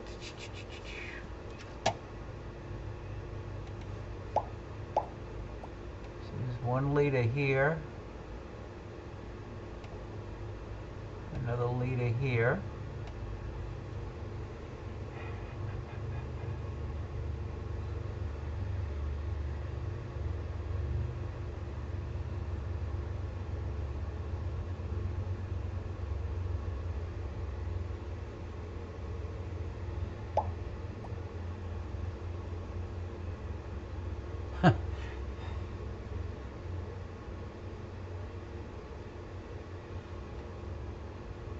I just got a flyer in the mail for my 50th graduation from Tulane back in 1970. It's like, it's been that long? Wow.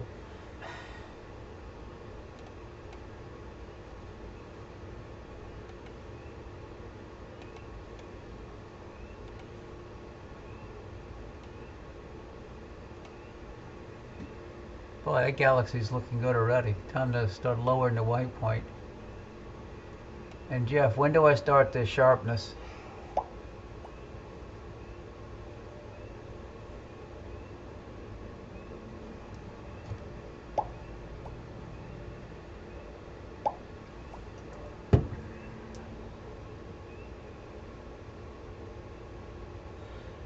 Oh no, I just went to my retinal specialist yesterday. I'm doing well, but yeah. If it wasn't for cameras, I probably wouldn't be observing.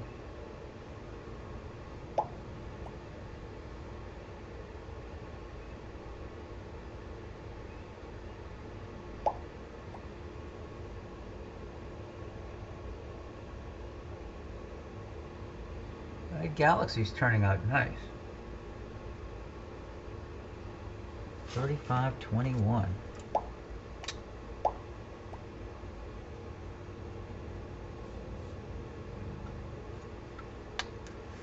just going through some I hadn't seen. It's like once a week I get to observe. It was Friday a week ago.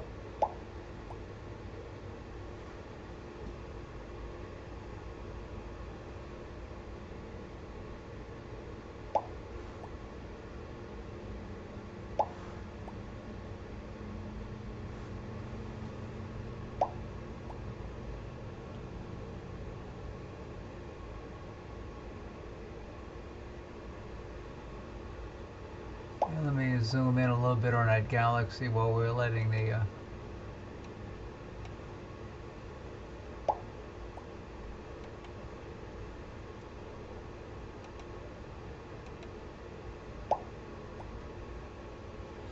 oh, good night, Dewey. Gotta rest up for your honeydews.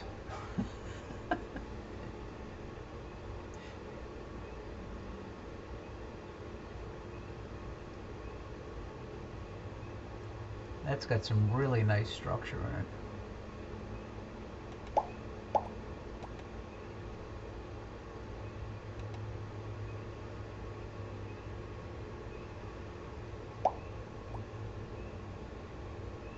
Good night, Matt and Aaron. Glad you could stop by. I got a video, I got almost 2 hours into a video recorded, and I'll try posting that to YouTube tomorrow. Okay, let me do another white point jump.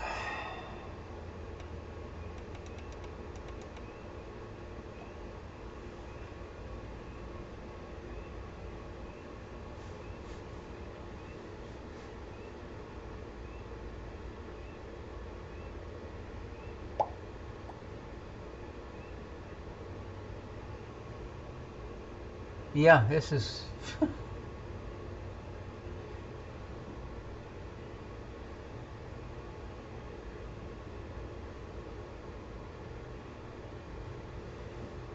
they're showing. Let me drag this DSS image over again.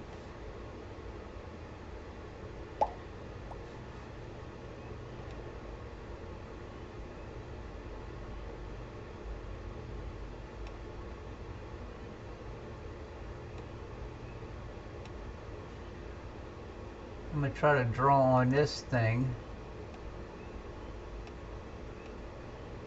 That triangle there, I think, is this triangle here. And if you notice, they are showing in the DSS image the galaxy spiraling out past here. And I'm thinking I'm seeing something up here.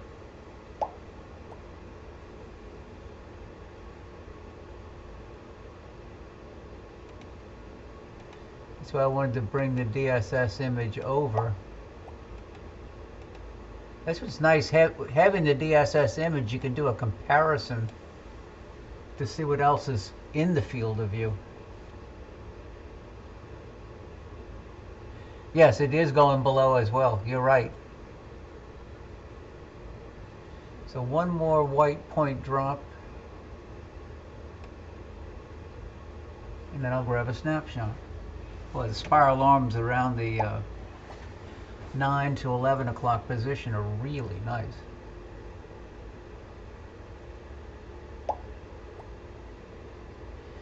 Sky Tools 4.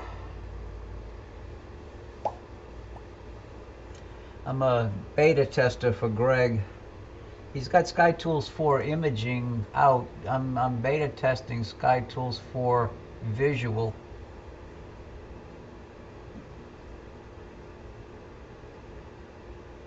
I think he's really close to releasing it. I'm going to give him a report tomorrow on this, on how well I was able to control everything using his software.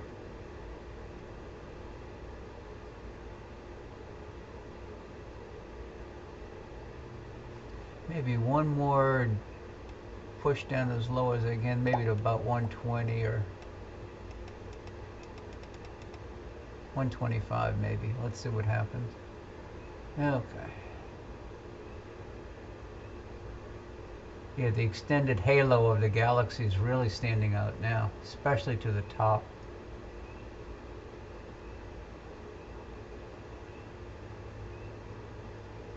Oops! No, Jeff. I forgot.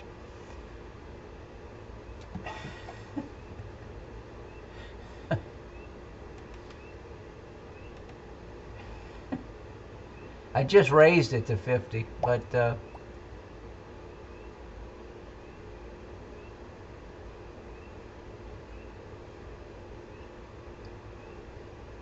going to put in the text that I was sharpness 0-50.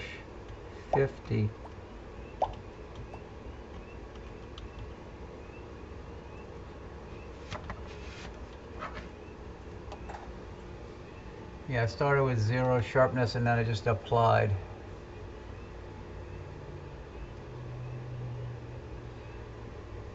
It's almost like I can see a dark lane.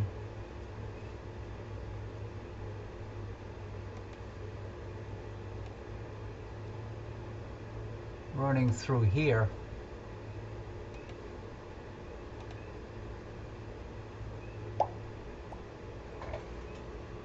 Yes, it did. The bottom is two leaders really did pop out.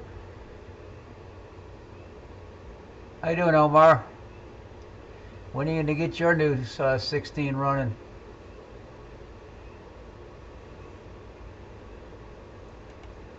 So now's the time to stop the capture, do a snapshot, and then go back to recapture.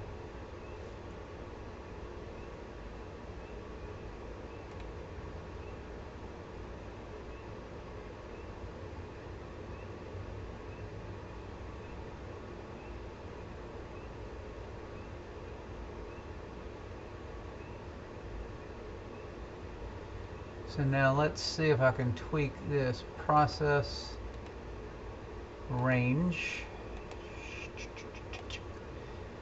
Okay, raise the black.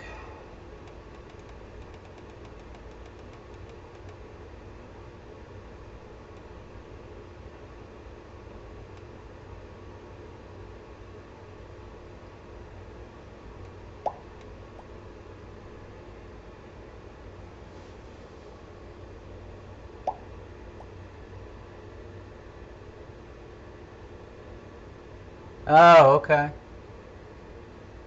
I don't want to lower the white point anymore because then I'll really blow out the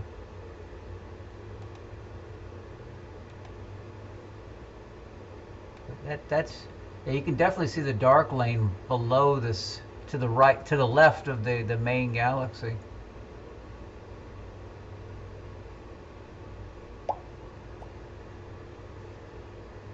That is cool. And those two little leaders at the bottom really are popping out now.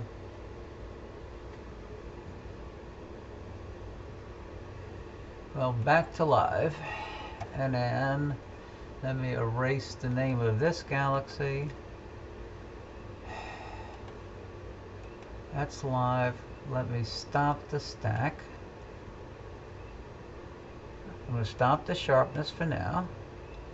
Stop the live stack for now. Go to default histogram.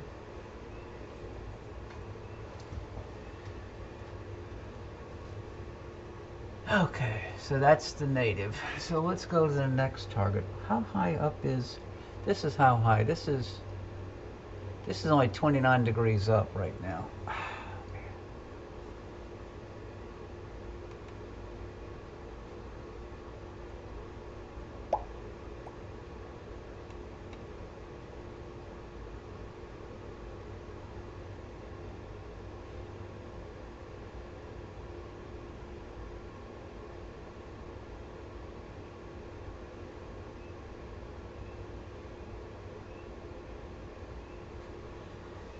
Let's see if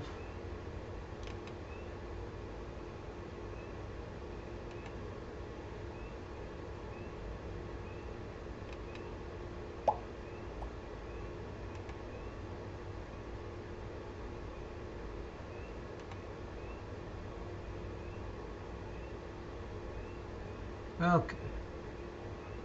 Off to a new target. The telescope is slewing.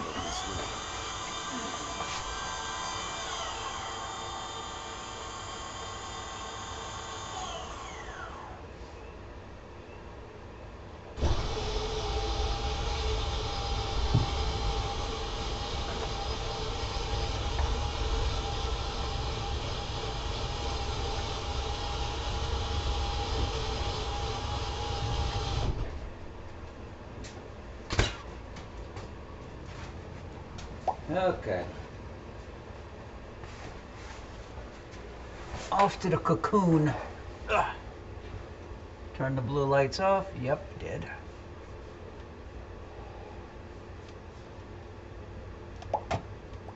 Bump, bump.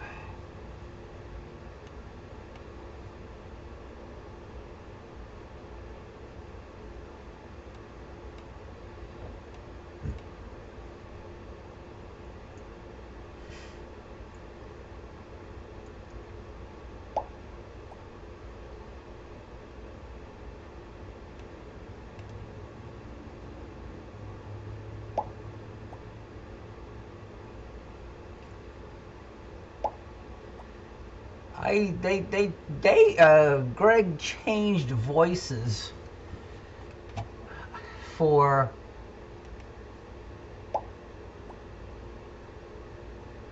this version of Sky Tools. It's like here, this is, let's see.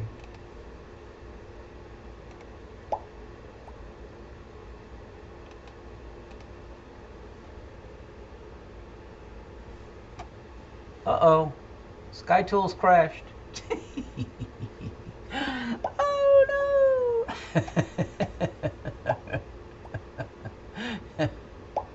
You can add any change you want. I added Jean-Luc Picard into one once.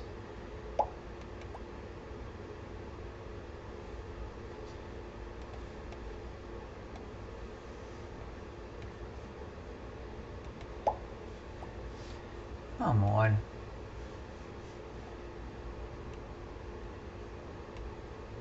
So let me see if I can temperature telescope control. Hopefully I'm reconnected to the telescope.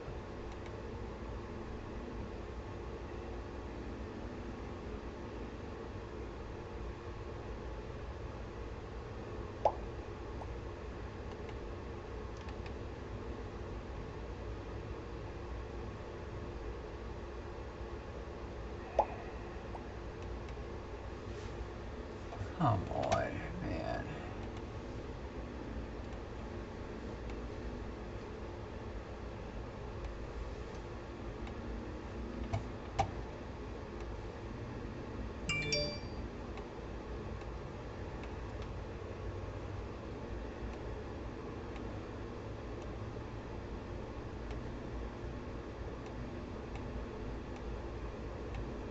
Okay, let's see if I can.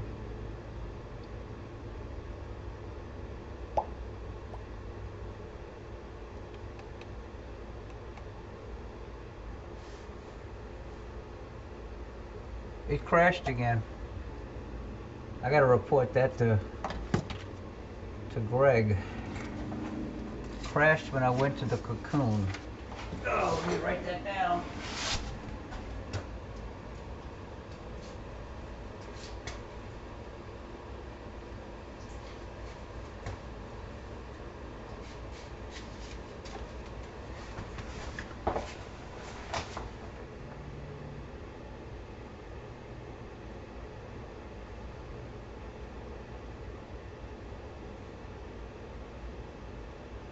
When I called up the cocoon information, it crashed.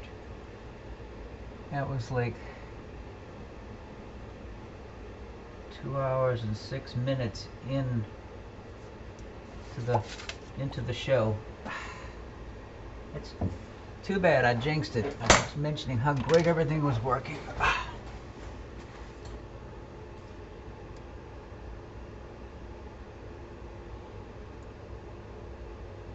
You can do a log file, Jeff, because I used to use I used to record all of my sessions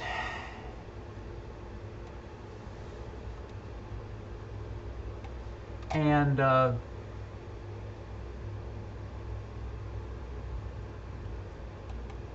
do reports for the Astronomical League for different observing clubs.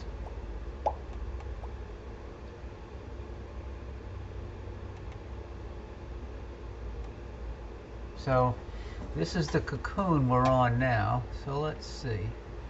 Let me turn the crosshairs off. And let me raise the black.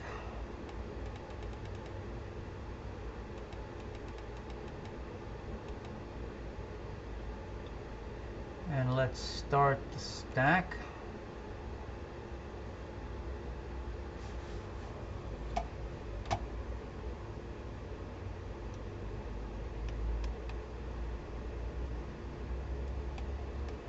And it always opens up to maximum field of view,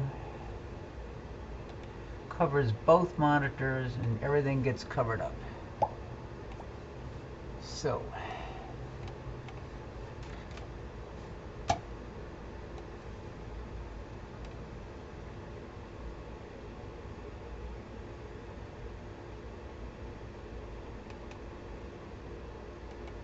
Telescope position synchronized. So I'm synchronized on the cocoon, for what it's worth. Just when I went to call up the information on the cocoon is when it crashed.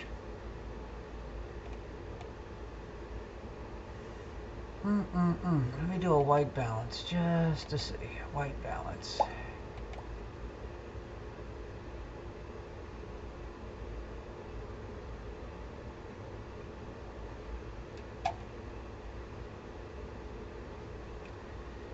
So right now I got the sharpness off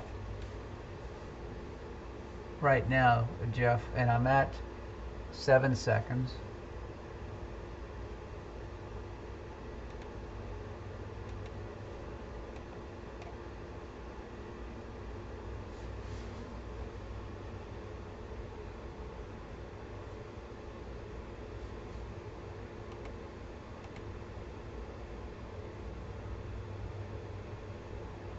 And it looks like SkyTools crashed again. Nope. Okay, the orientation's right now. They show some Leda galaxies.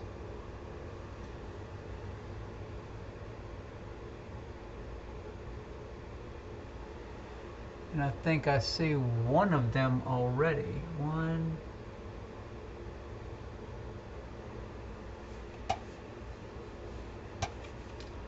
Yeah, one of the Ledas is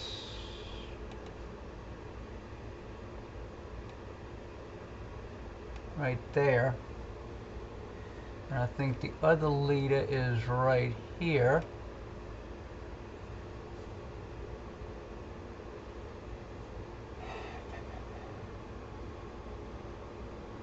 One at the bottom is out of the, well, maybe it'll show up if I zoom back out to full field.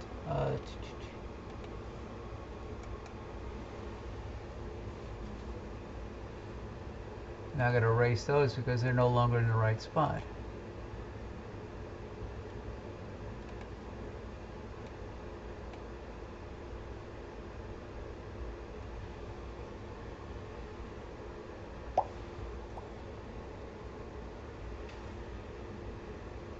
There should be another leader below the galaxy and to the left of that bright star below the galaxy.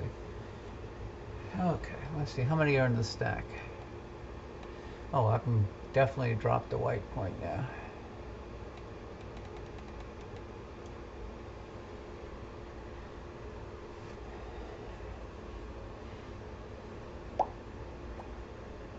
Evening, Will. I guess Jeff. I'll increase the sharpness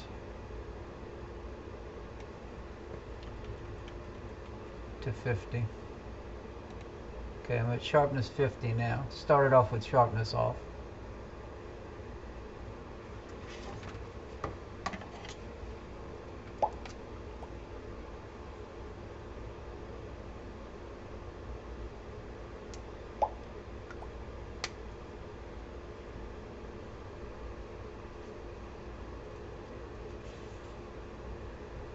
Yeah, it was at 0 sharpness, and I just increased it with about 30 in a stack. I increased it to 50%.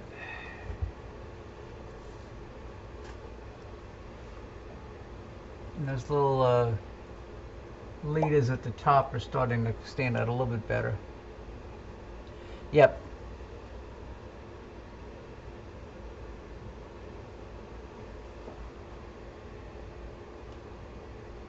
Splinter my fingers to drive me nuts. Have to bring tweezers out here.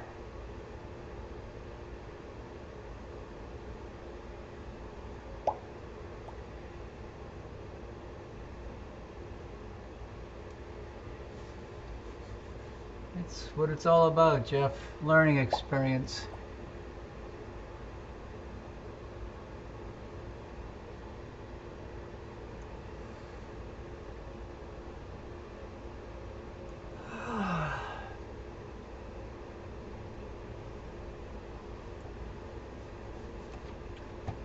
Okay, let me drop it down to 180.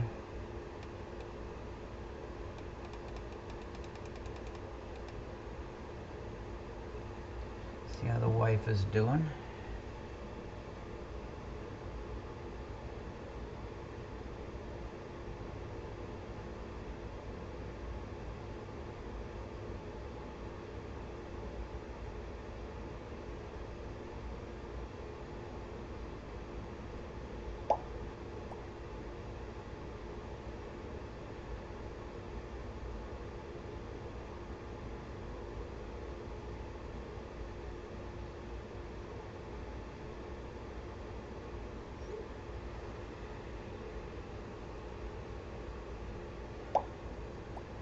Okay. I had gone up to 100 in some cases, but okay.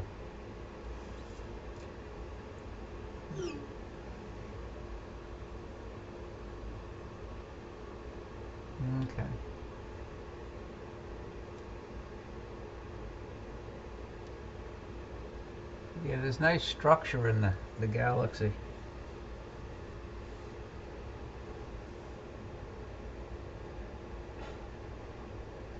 There's the next one I'm going to go to. It's 4449, and I'm marked down type of galaxy weird.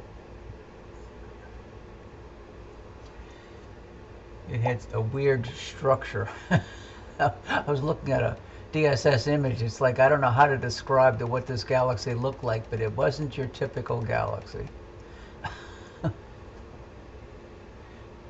almost looked like a box, rectangular box.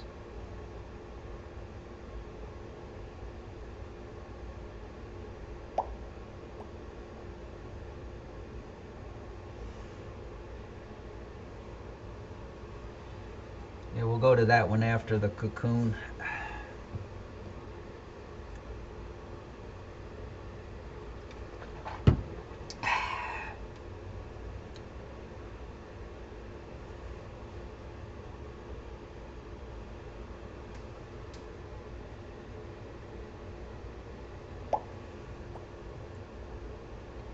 Yes, it is, David.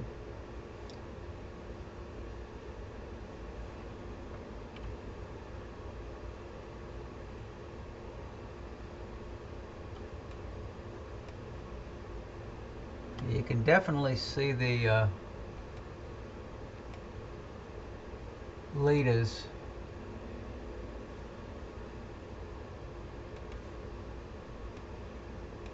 One right there.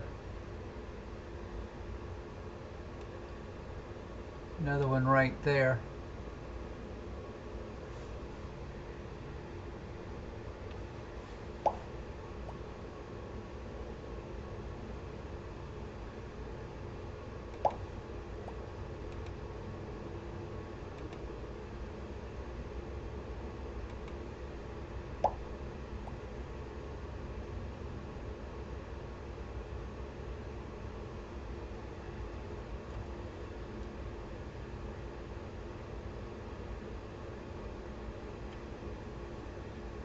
Okay, another white point jump down to 120.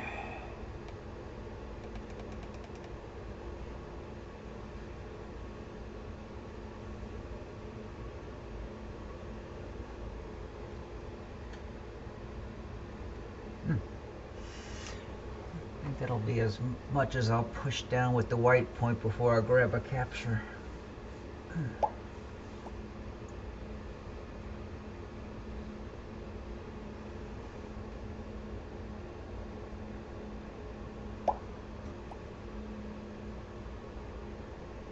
Yes, it is a keeper. Or a kepper.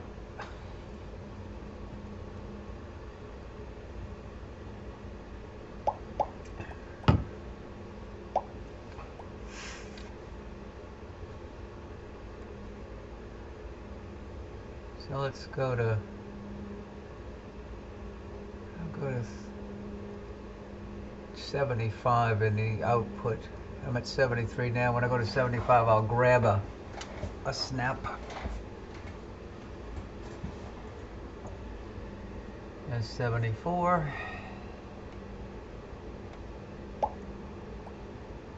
There's 75. Capture, stop the capture, snap, and restart the capture. So let's see what we can do with this one. Simple little tweak.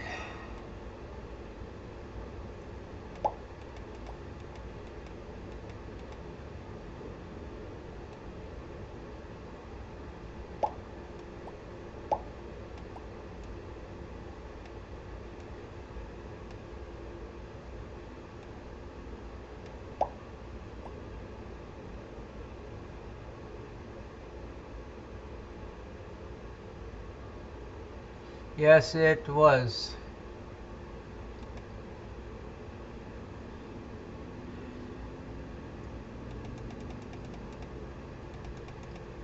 Let me see if I can go to 175. Yeah, okay. Good.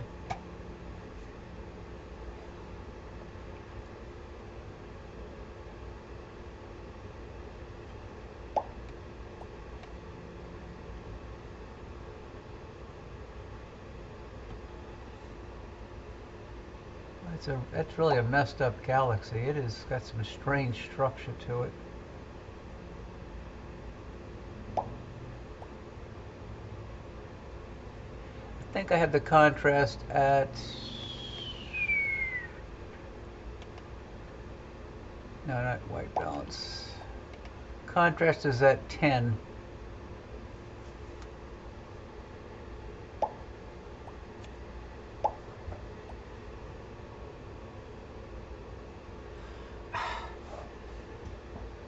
The one at the top is NGC 4485. And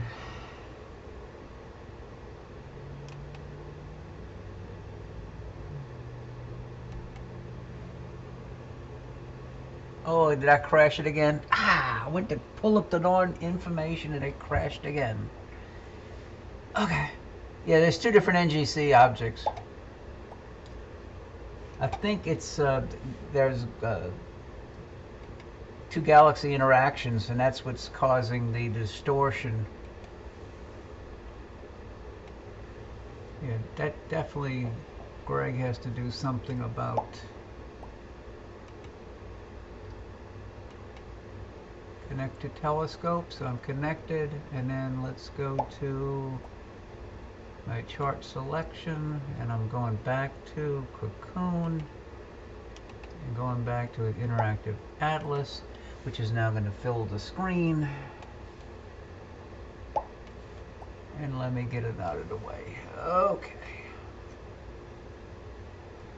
Let me see if it crashes when I go to a different target. Okay.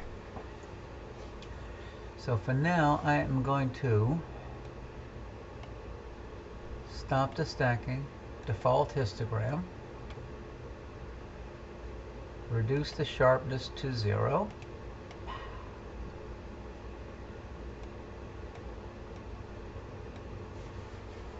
and what What is the next target that I haven't gone to yet?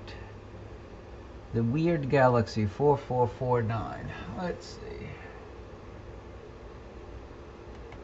It's in Canis Venatici.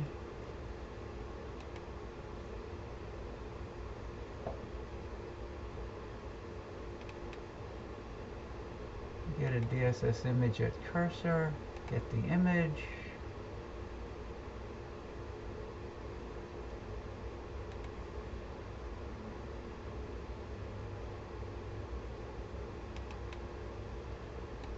The telescope is slewing. No, it isn't.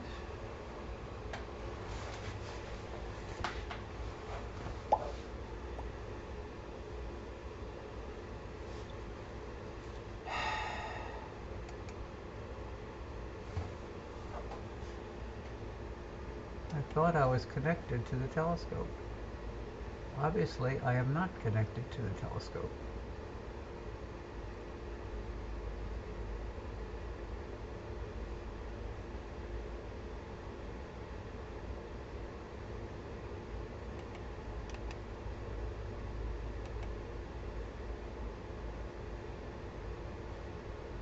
Okay.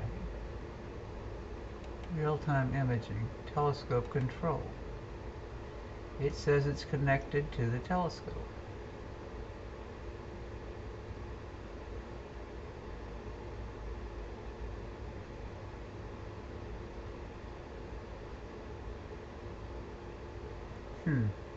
That's strange.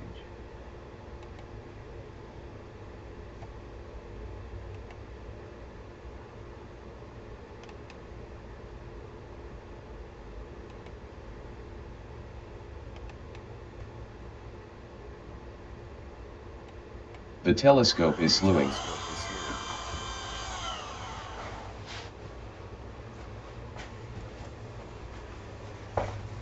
Okay. See if it went to the right. Yeah, it went to the right spot. This is not the Weird Galaxy. This is M51. What can I say?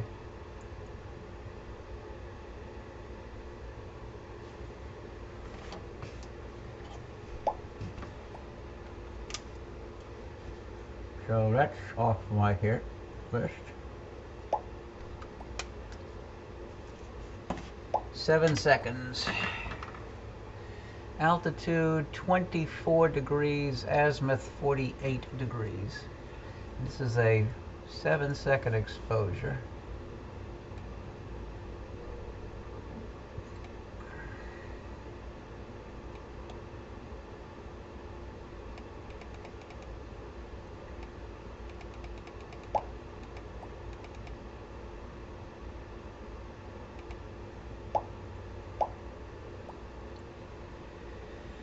Okay.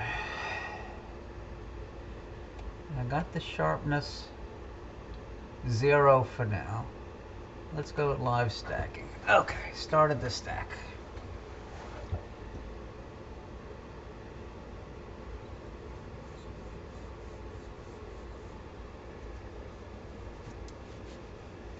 We'll have to go back to the Weird Galaxy.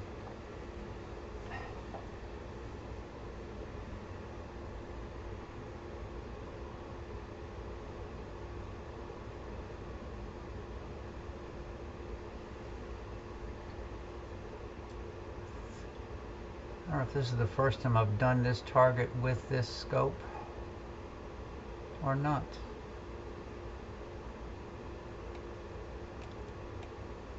Let me do a white balance.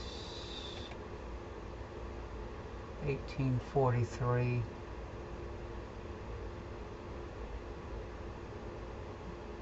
1841, so the green dropped a little bit. Okay.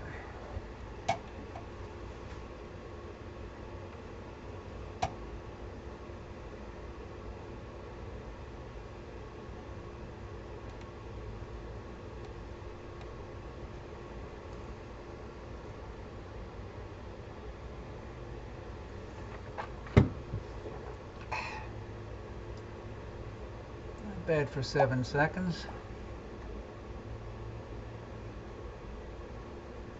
Yeah, it's looking pretty good, Jeff.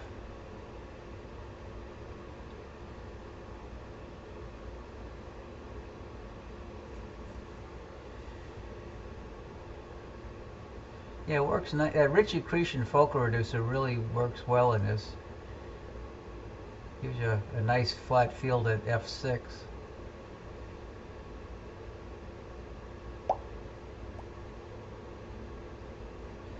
Yeah, it's got 13 in the stack already.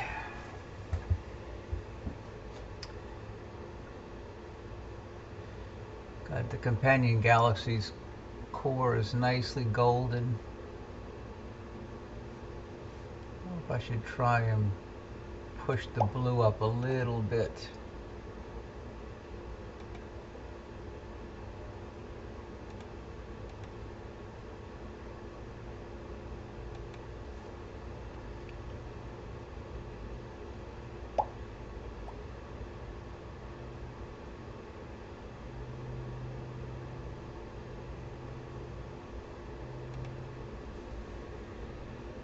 Okay. 18 in the stack. Let's drop the white down to 210.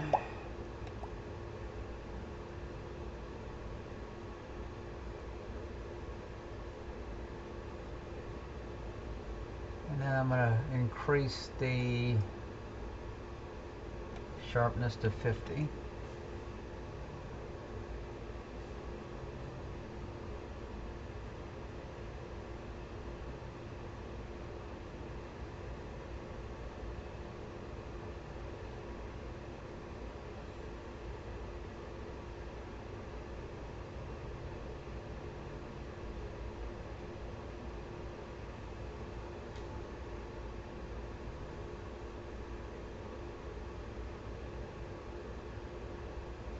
How high is this? It's only 25 degrees up, so it's still fairly low.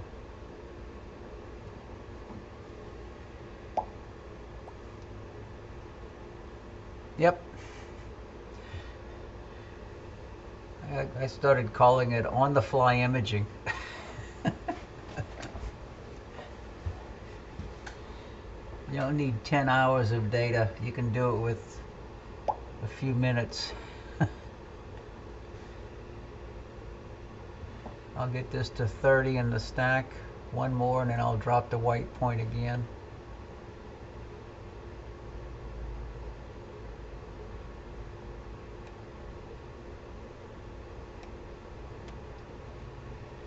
You know, when your exposures are 7 seconds, it doesn't take long to accumulate. Oh yeah, there was a few of the astrophotographers at Chiefland Astronomy Village that would spend 10 plus hours acquiring data and then 40, 50 hours processing it.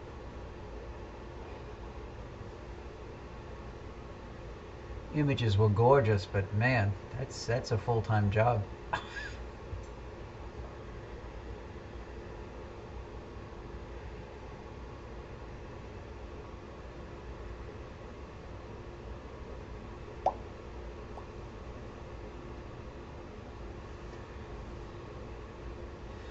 You're seeing a hint of the Edge-on galaxy right below the 0 and the 0 to 50 sharpness. It runs right about here. Then the other galaxy is right here.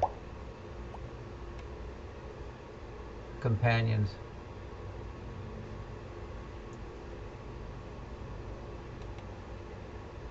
Time to bump it down to 150.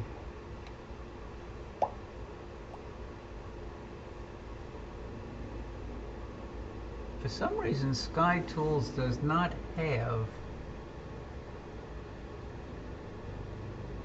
Oh yeah, IC 4277 is the edge-on.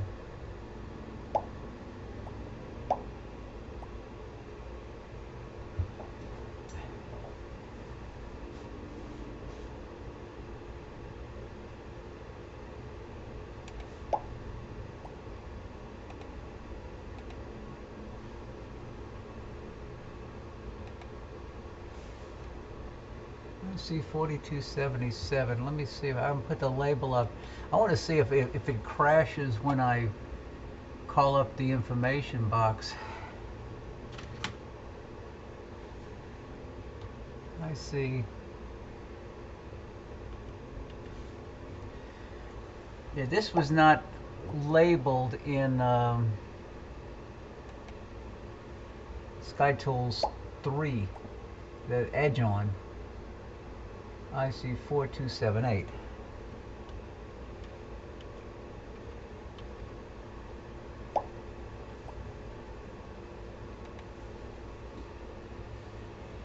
And then maybe one more drop to 120.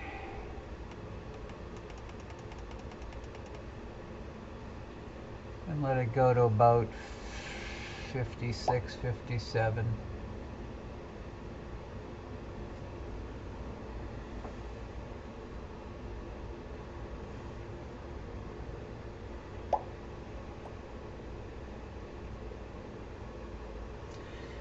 Let me see if I can get it to crash and burn again. Let's see. IC 4278 is a face on galaxy in Canis VE Nat is I. It is magnitude 17.2, with an apparent size of 26 by 24 arc seconds. IC 4278 is located high in the northern sky, at an air mass of 1. This object is undetectable in the WOZ 61F/5.9. The light takes about 240 million years to reach us. It is 29,000 light-years in diameter. IC 4278 is also known as LIDA 229. IC 4200. So it gives a lot more information. Let's see what it gives on the edge on.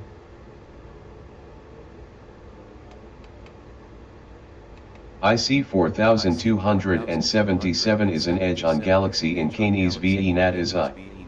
It is magnitude 16.5, with an apparent size of 40 by 6 arc seconds.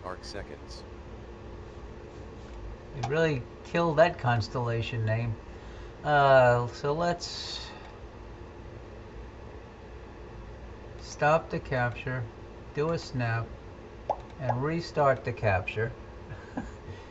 Canis, I have no idea what he called it.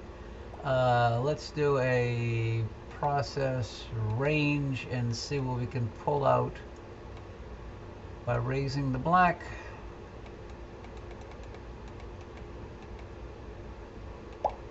And dropping the white.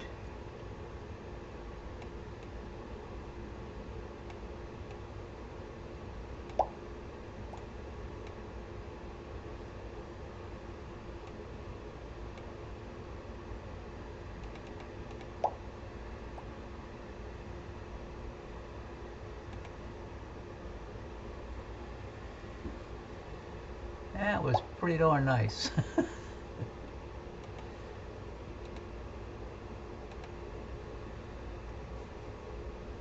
Yeah, that's a keeper.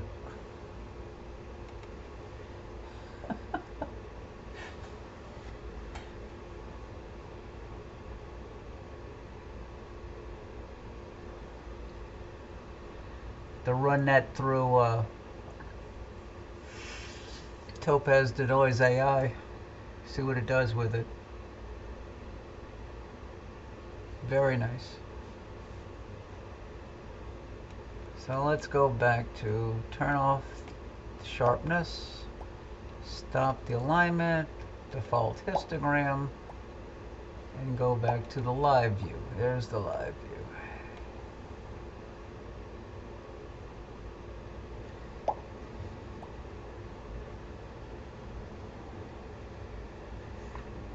And Dave, when you look at what you're starting with, you start. This is just a 7-second single image.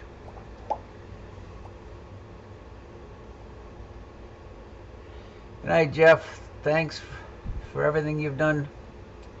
Have a good evening. Let me see what else is on my list that I hadn't looked at before. Oh, the weird galaxy, 4449.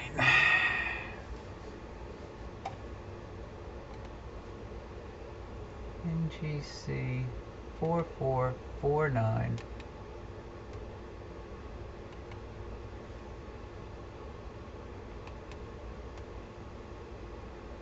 The telescope is slewing. Now it's moving to that target.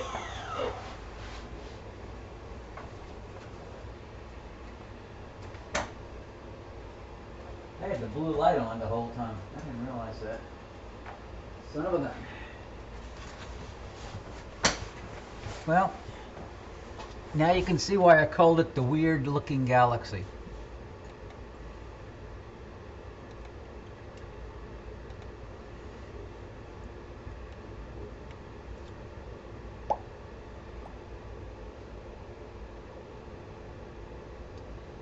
Snap of what? The whirlpool?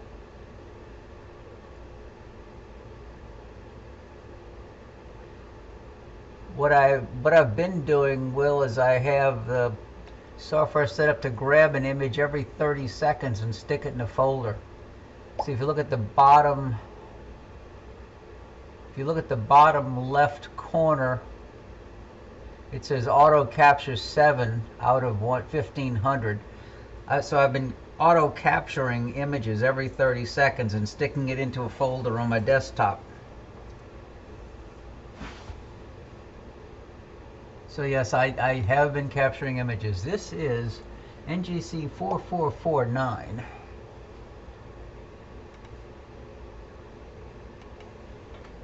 NGC 4449.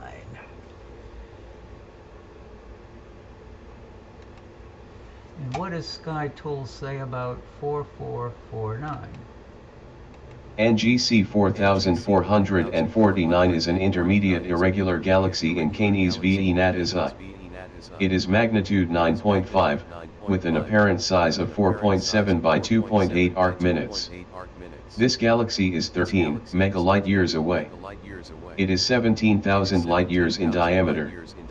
This object was discovered by William Herschel in 1788 using an 18.7-inch telescope. The Dreher summary reads, very bright, considerably large, much extended, double or bifid, well resolved, clearly consisting of stars, a star 9th magnitude following 5. NG. So now let me start the stack. Live stack. Let me raise the black.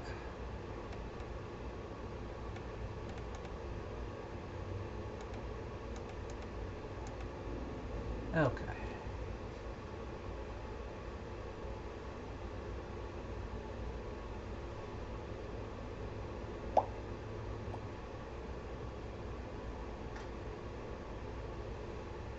That is a strange looking galaxy.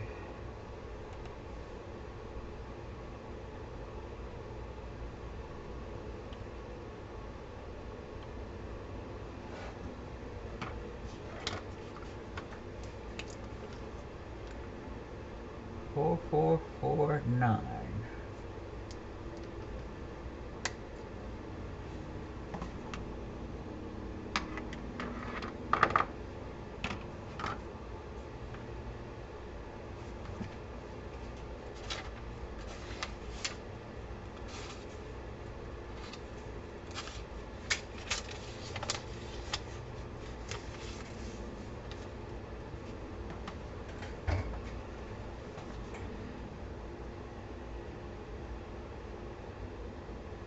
It doesn't show any other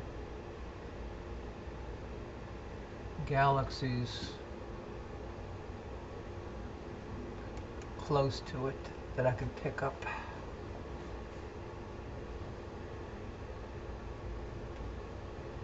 So right now I'm at 0 sharpness. See how the wife is doing.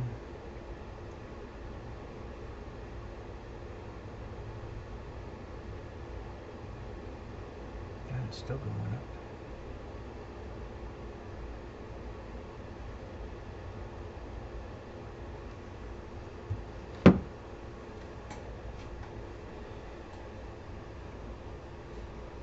Oh, there's some interesting structure in that galaxy. Hi, Don. Glad you could stop by. Um, if it's clear tomorrow night, I may be back on. Hopefully.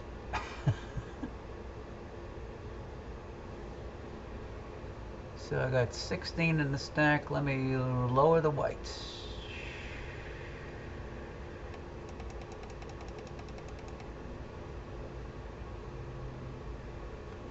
That is interesting looking.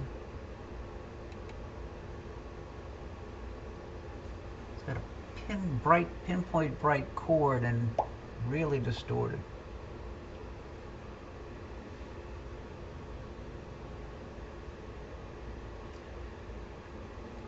You can turn the audio off also if you want for the object information. You can play it if you want. You don't have to. It's almost like the audio star for Mead, where it gives you the information audibly. That should be a nice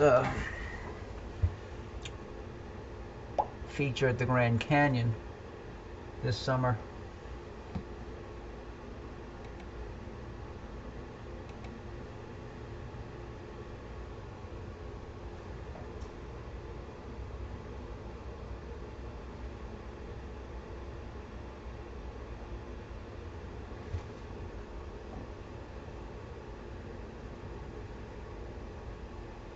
Okay, now let me increase the sharpness to about 50% sharpness now. And did I do a white balance?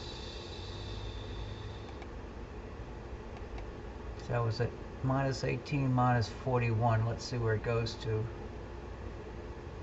So it went a little bit less red, a little bit less green. Okay.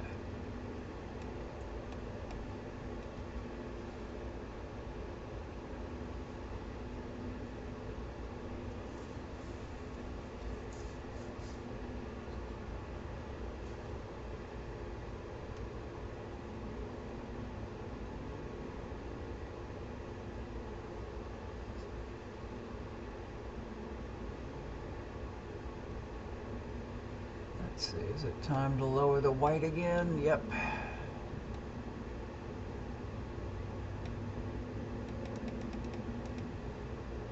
$180.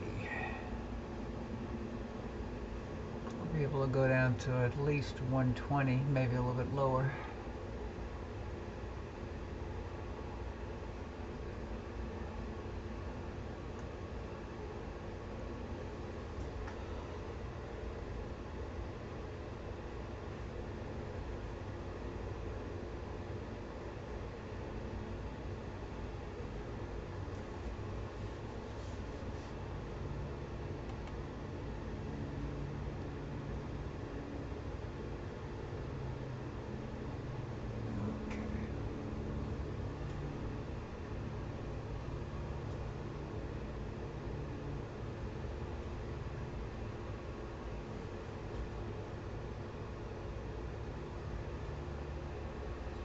Yeah, there is a little Leda galaxy in the field of view.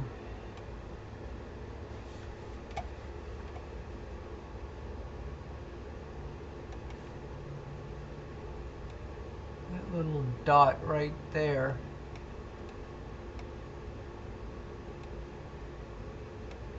is a Leda.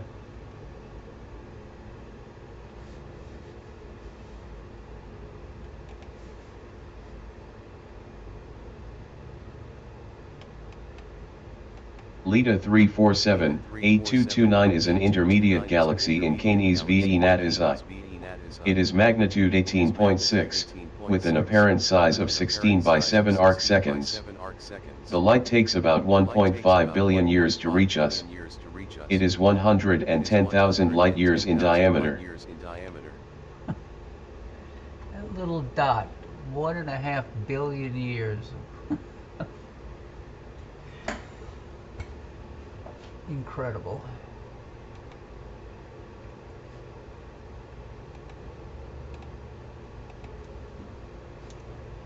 Time to lower the white again.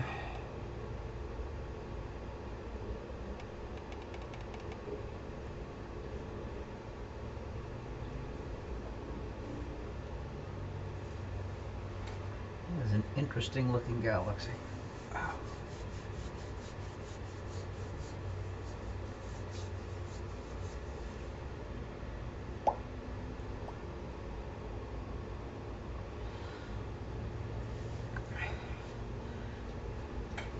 Yeah, I went to the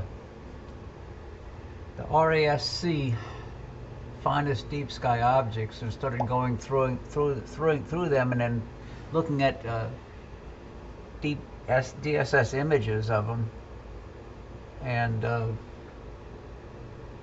created a special list in SkyTools 4.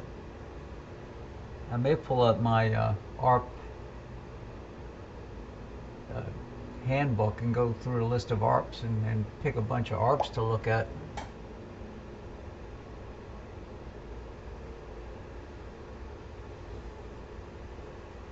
One more bump down to 120 or 115. That's good. I'll leave it there. 115.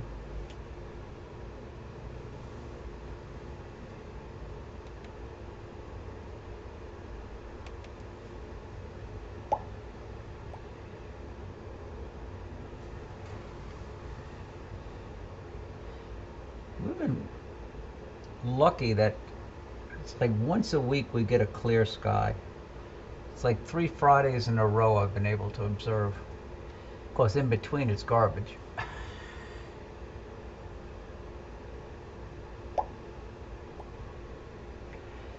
Like I said, weird galaxy is my note.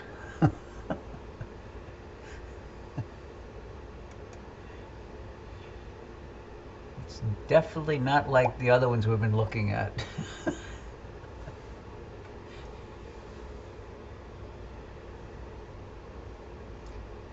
Let me go 65, so now let me grab a snap. So I'll stop the capturing, do a snap, and go back to auto capturing it, and let's tweak the snap.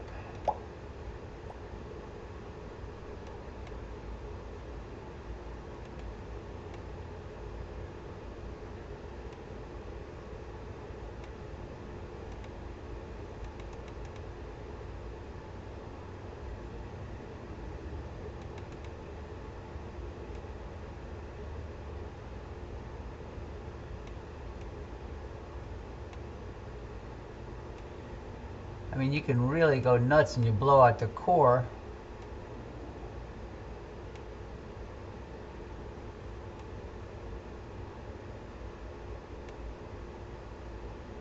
Maybe 170 is a comfortable place to be.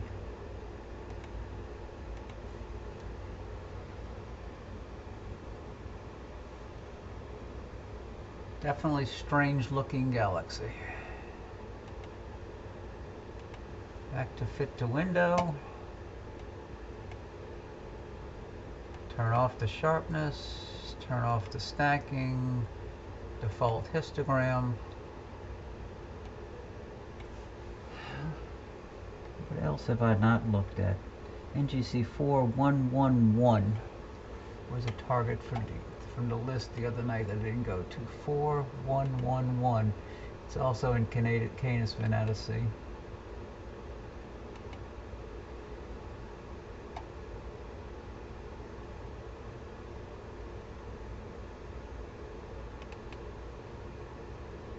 The telescope is slewing.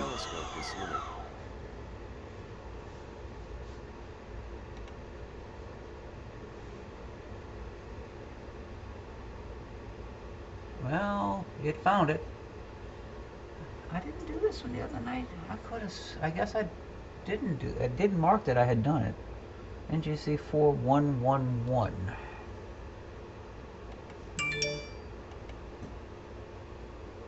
Oh, okay. Let me go.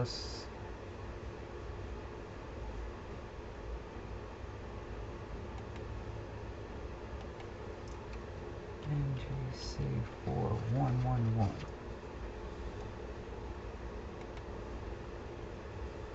There's a few. Whoa, what is that little edge on?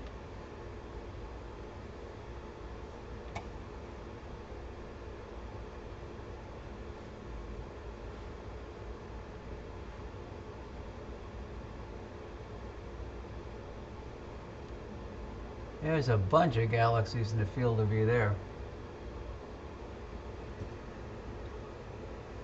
I'm gonna bump it. I don't want to totally center it because I'll lose that faint galaxy that's up in the upper left corner. Let's see. There's another galaxy coming in at 2:30 on the side. It is 2 below. There's an edge on near the... Trouble is, if I zoom in to it, I'll lose the... See, there's 2 coming in on the right.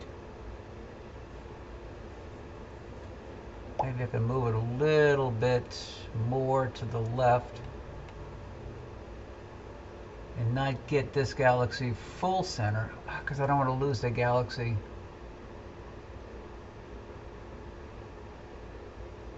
Okay, I'm going to leave it right there. Okay. And let's start the... Raise the black. And then start the stack.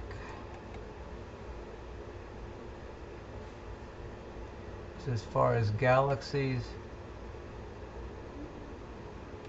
one there, one there, one there.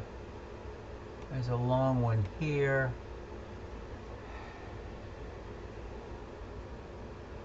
Another one here.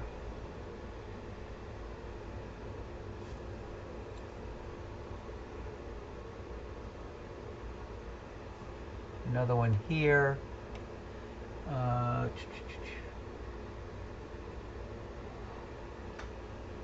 We'll have to see. There's a bunch of other leaders in there too. But yeah, this galaxy's all over this place.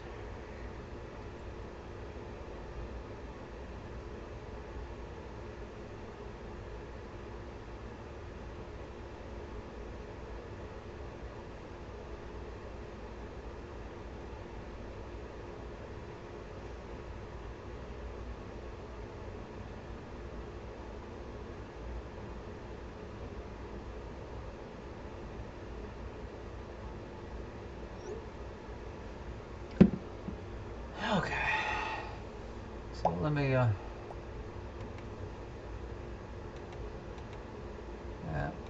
that.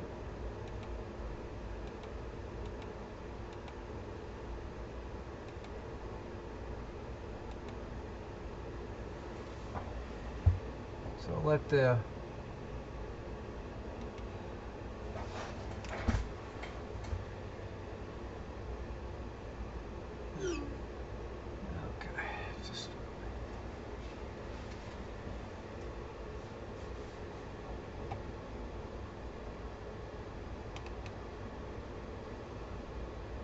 what does it say about this?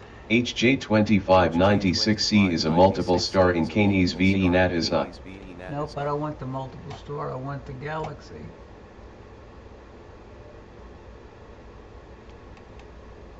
NGC 4111 is an edge on lenticular galaxy in Canis VE Natas I. It is magnitude 11.7, with an apparent size of 1.8 by 0.6 arc minutes. It is 21,000 light-years in diameter.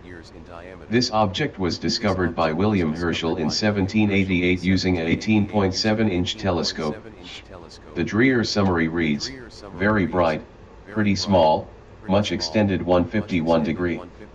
NGC 4111 is also known as McG 7-25-26.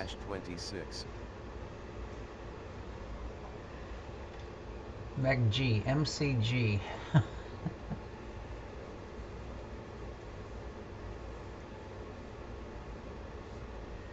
Let's see, I got 20 something in the stack. Let me start dropping the white.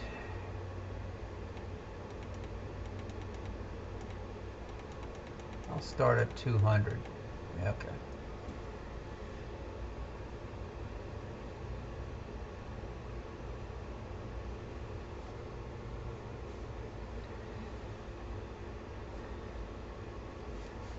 Little galaxy below the star. this one. Let's see what it says about it.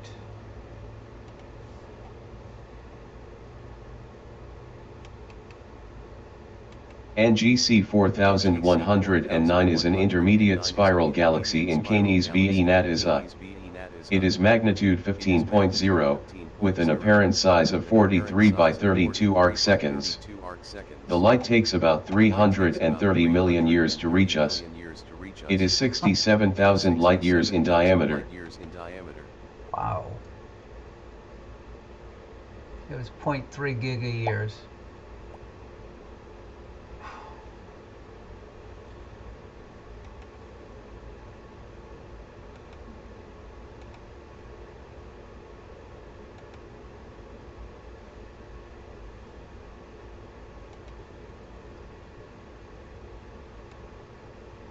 Drop it to 150.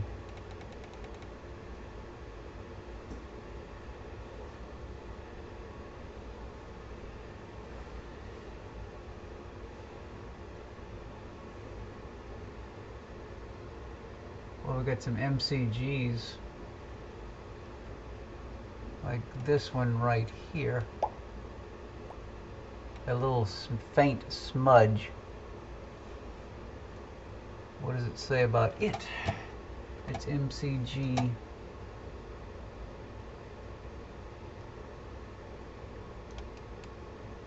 MIC G7-25-20 is an edge-on spiral galaxy in Ursa Major.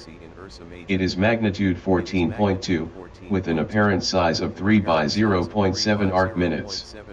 It is 36,000 light-years in diameter. MIC G7-25-20 is also known as UGC 7089. Well, it's large. That's why it's so faint. The surface brightness is low on it.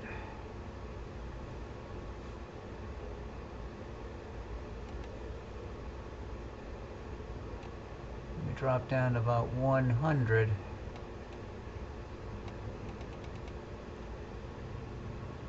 Add a few more to the stack and then tweak it.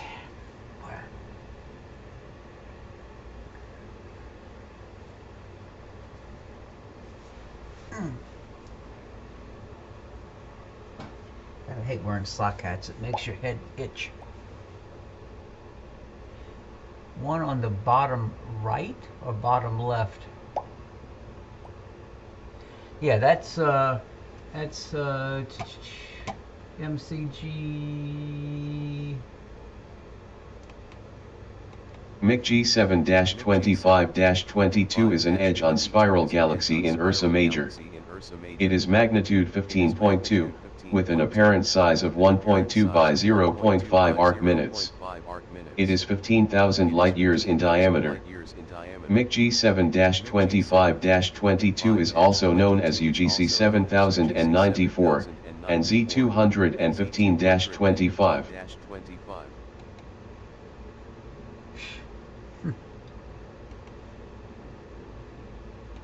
I think there's a lot more galaxies visible and noted in SkyTools 4 than there were in SkyTools 3.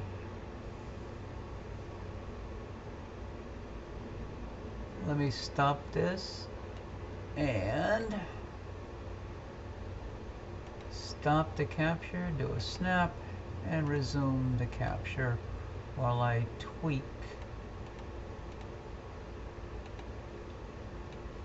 this snapshot.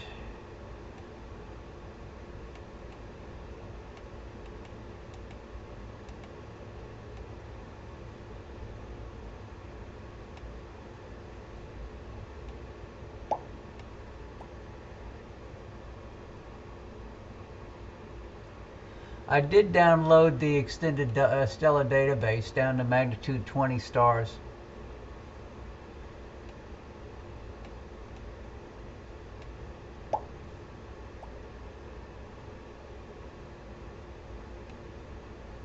How low can I go with this without blowing out the core of that galaxy? That is a pretty field.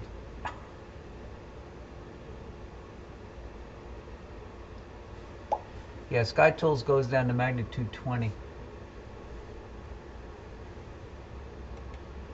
Back to the live view. Oh, and I didn't do any sharpening in that one. Son of a gun. Turn that off. Default histogram. I'm going to go back to one of my favorites, as I call it, the Trident.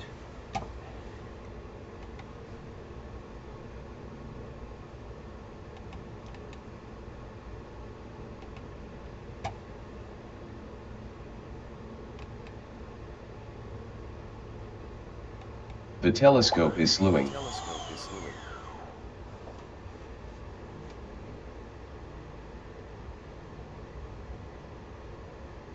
There it is. Now to get it to the center.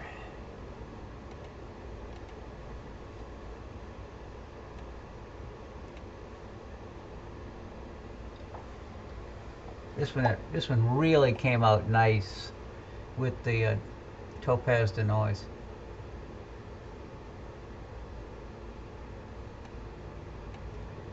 This is NGC 4088.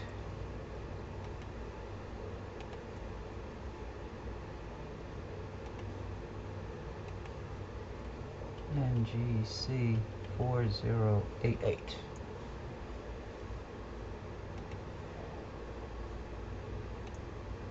Get it to the center.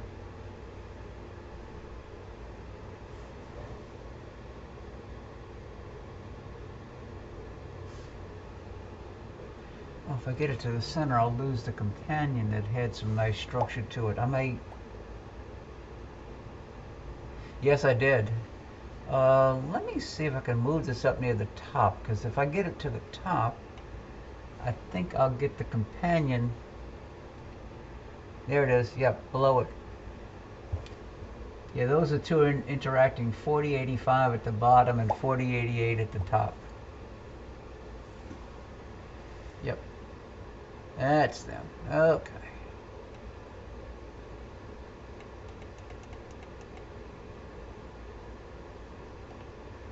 So let's start the stack. And I just got to remember when I get some in the stack to then increase the sharpness.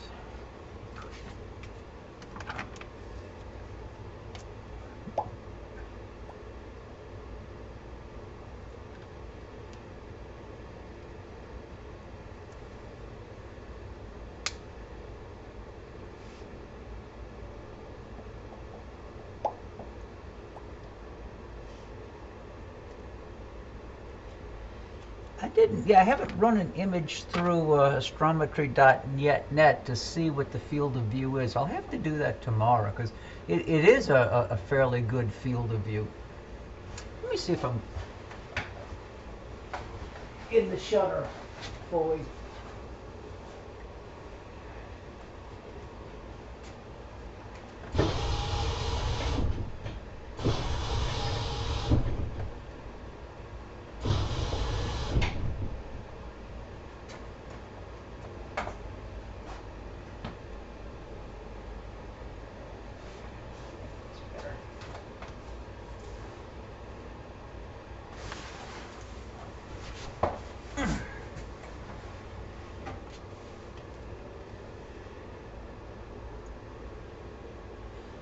I got 9 in the stack.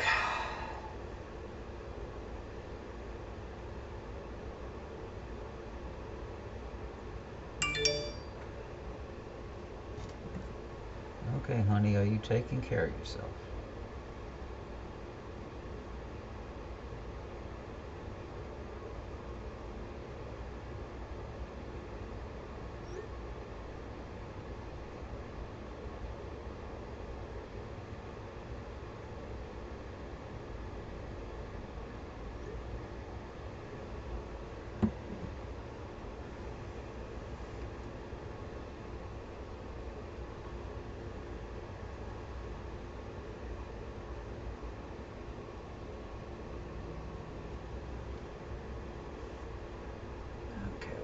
15 in the stack. I'm gonna get 20 in the stack and then I'll start sharpening.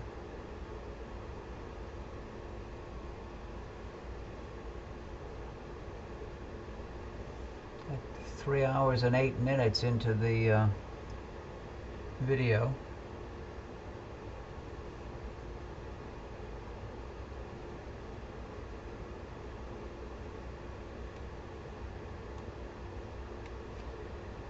Sharpness is now at 50%. And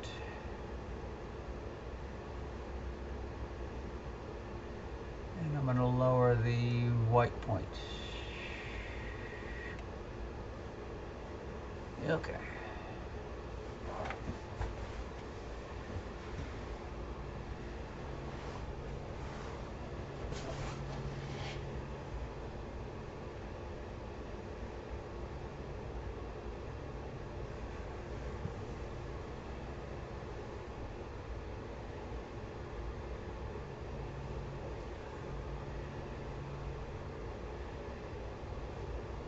Oh, man. Yeah, I made one from Matt's broadcast last night, and I sent, it's up on YouTube, and I sent him the link.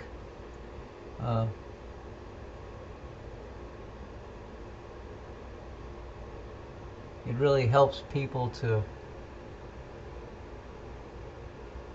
learn about settings and the cameras and how to use the programs.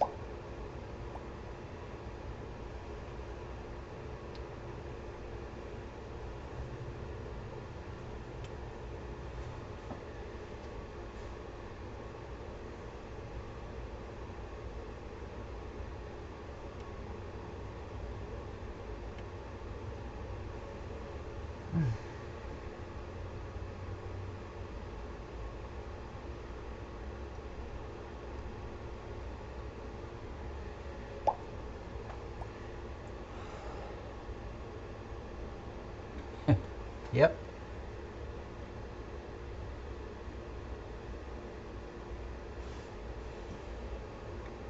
Okay, there's a few other galaxies now showing up in the field of view.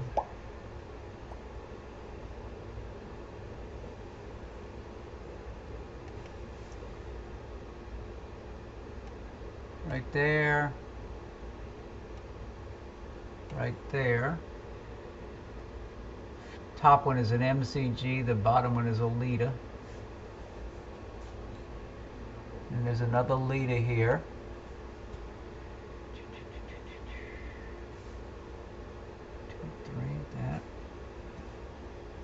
That's another galaxy right above this galaxy.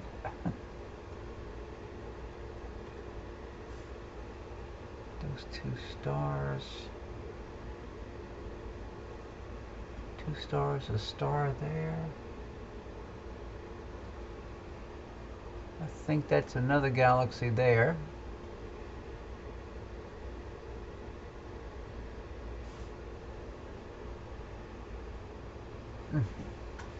Galaxies all over the place.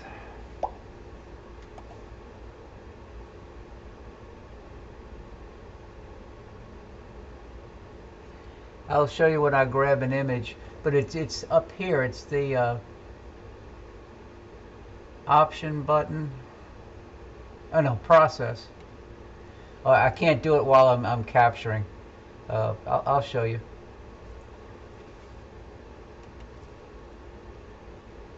Take all these little tabs off.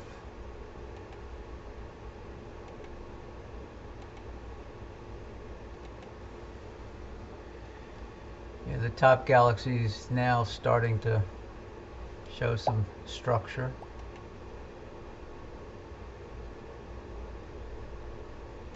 Drop it down to 150.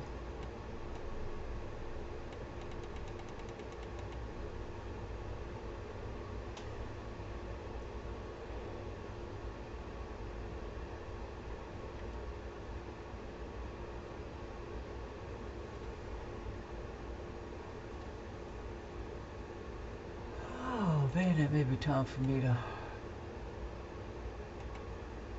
get rid ready to start closing it up. Minus 25, minus 52.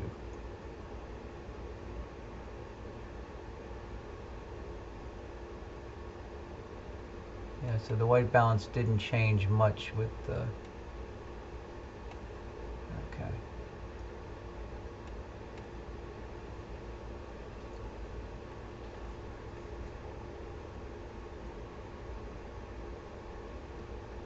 Okay, I'll drop this down to 120 and then to 90. Let's see, let's go to 120. See, I've been dropping the white point about 30 at a time. Now I'm at 120. What's nice about this one is you can now run multiple cameras at the same time, like Matt was doing last night. He had his DS10C in his 80mm, and he had his DS432 in his 10-inch. And you could toggle back and forth from one to the other.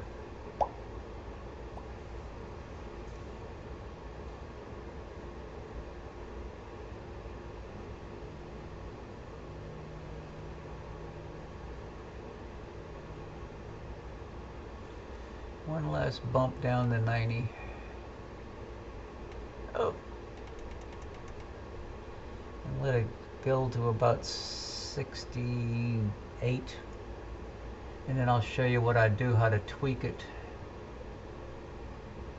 Here you're starting to see the structure form in that top galaxy.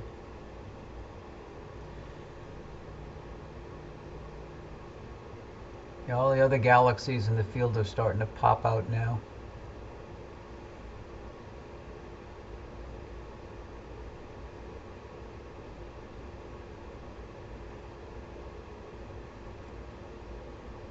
Two more. I'm at 66 in a stack. 67 in the stack.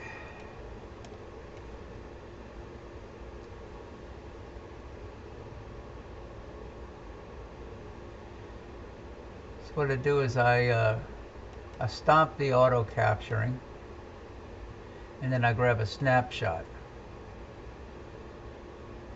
And then I go back to auto capturing. But what you're looking at now is the snapshot. So with the snapshot, then you can go to this tab called Process. And under Process, there's a function called Range.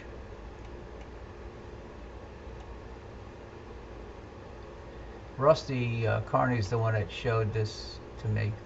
And then you could raise the black.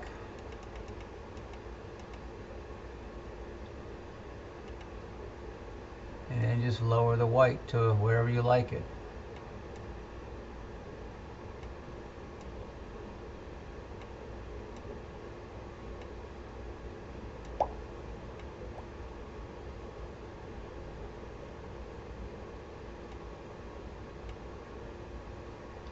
See, with this galaxy, the central core is not that big, so you can lower the white point a pretty good bit and not destroy it. So I went down to 160, and then there's your finished capture.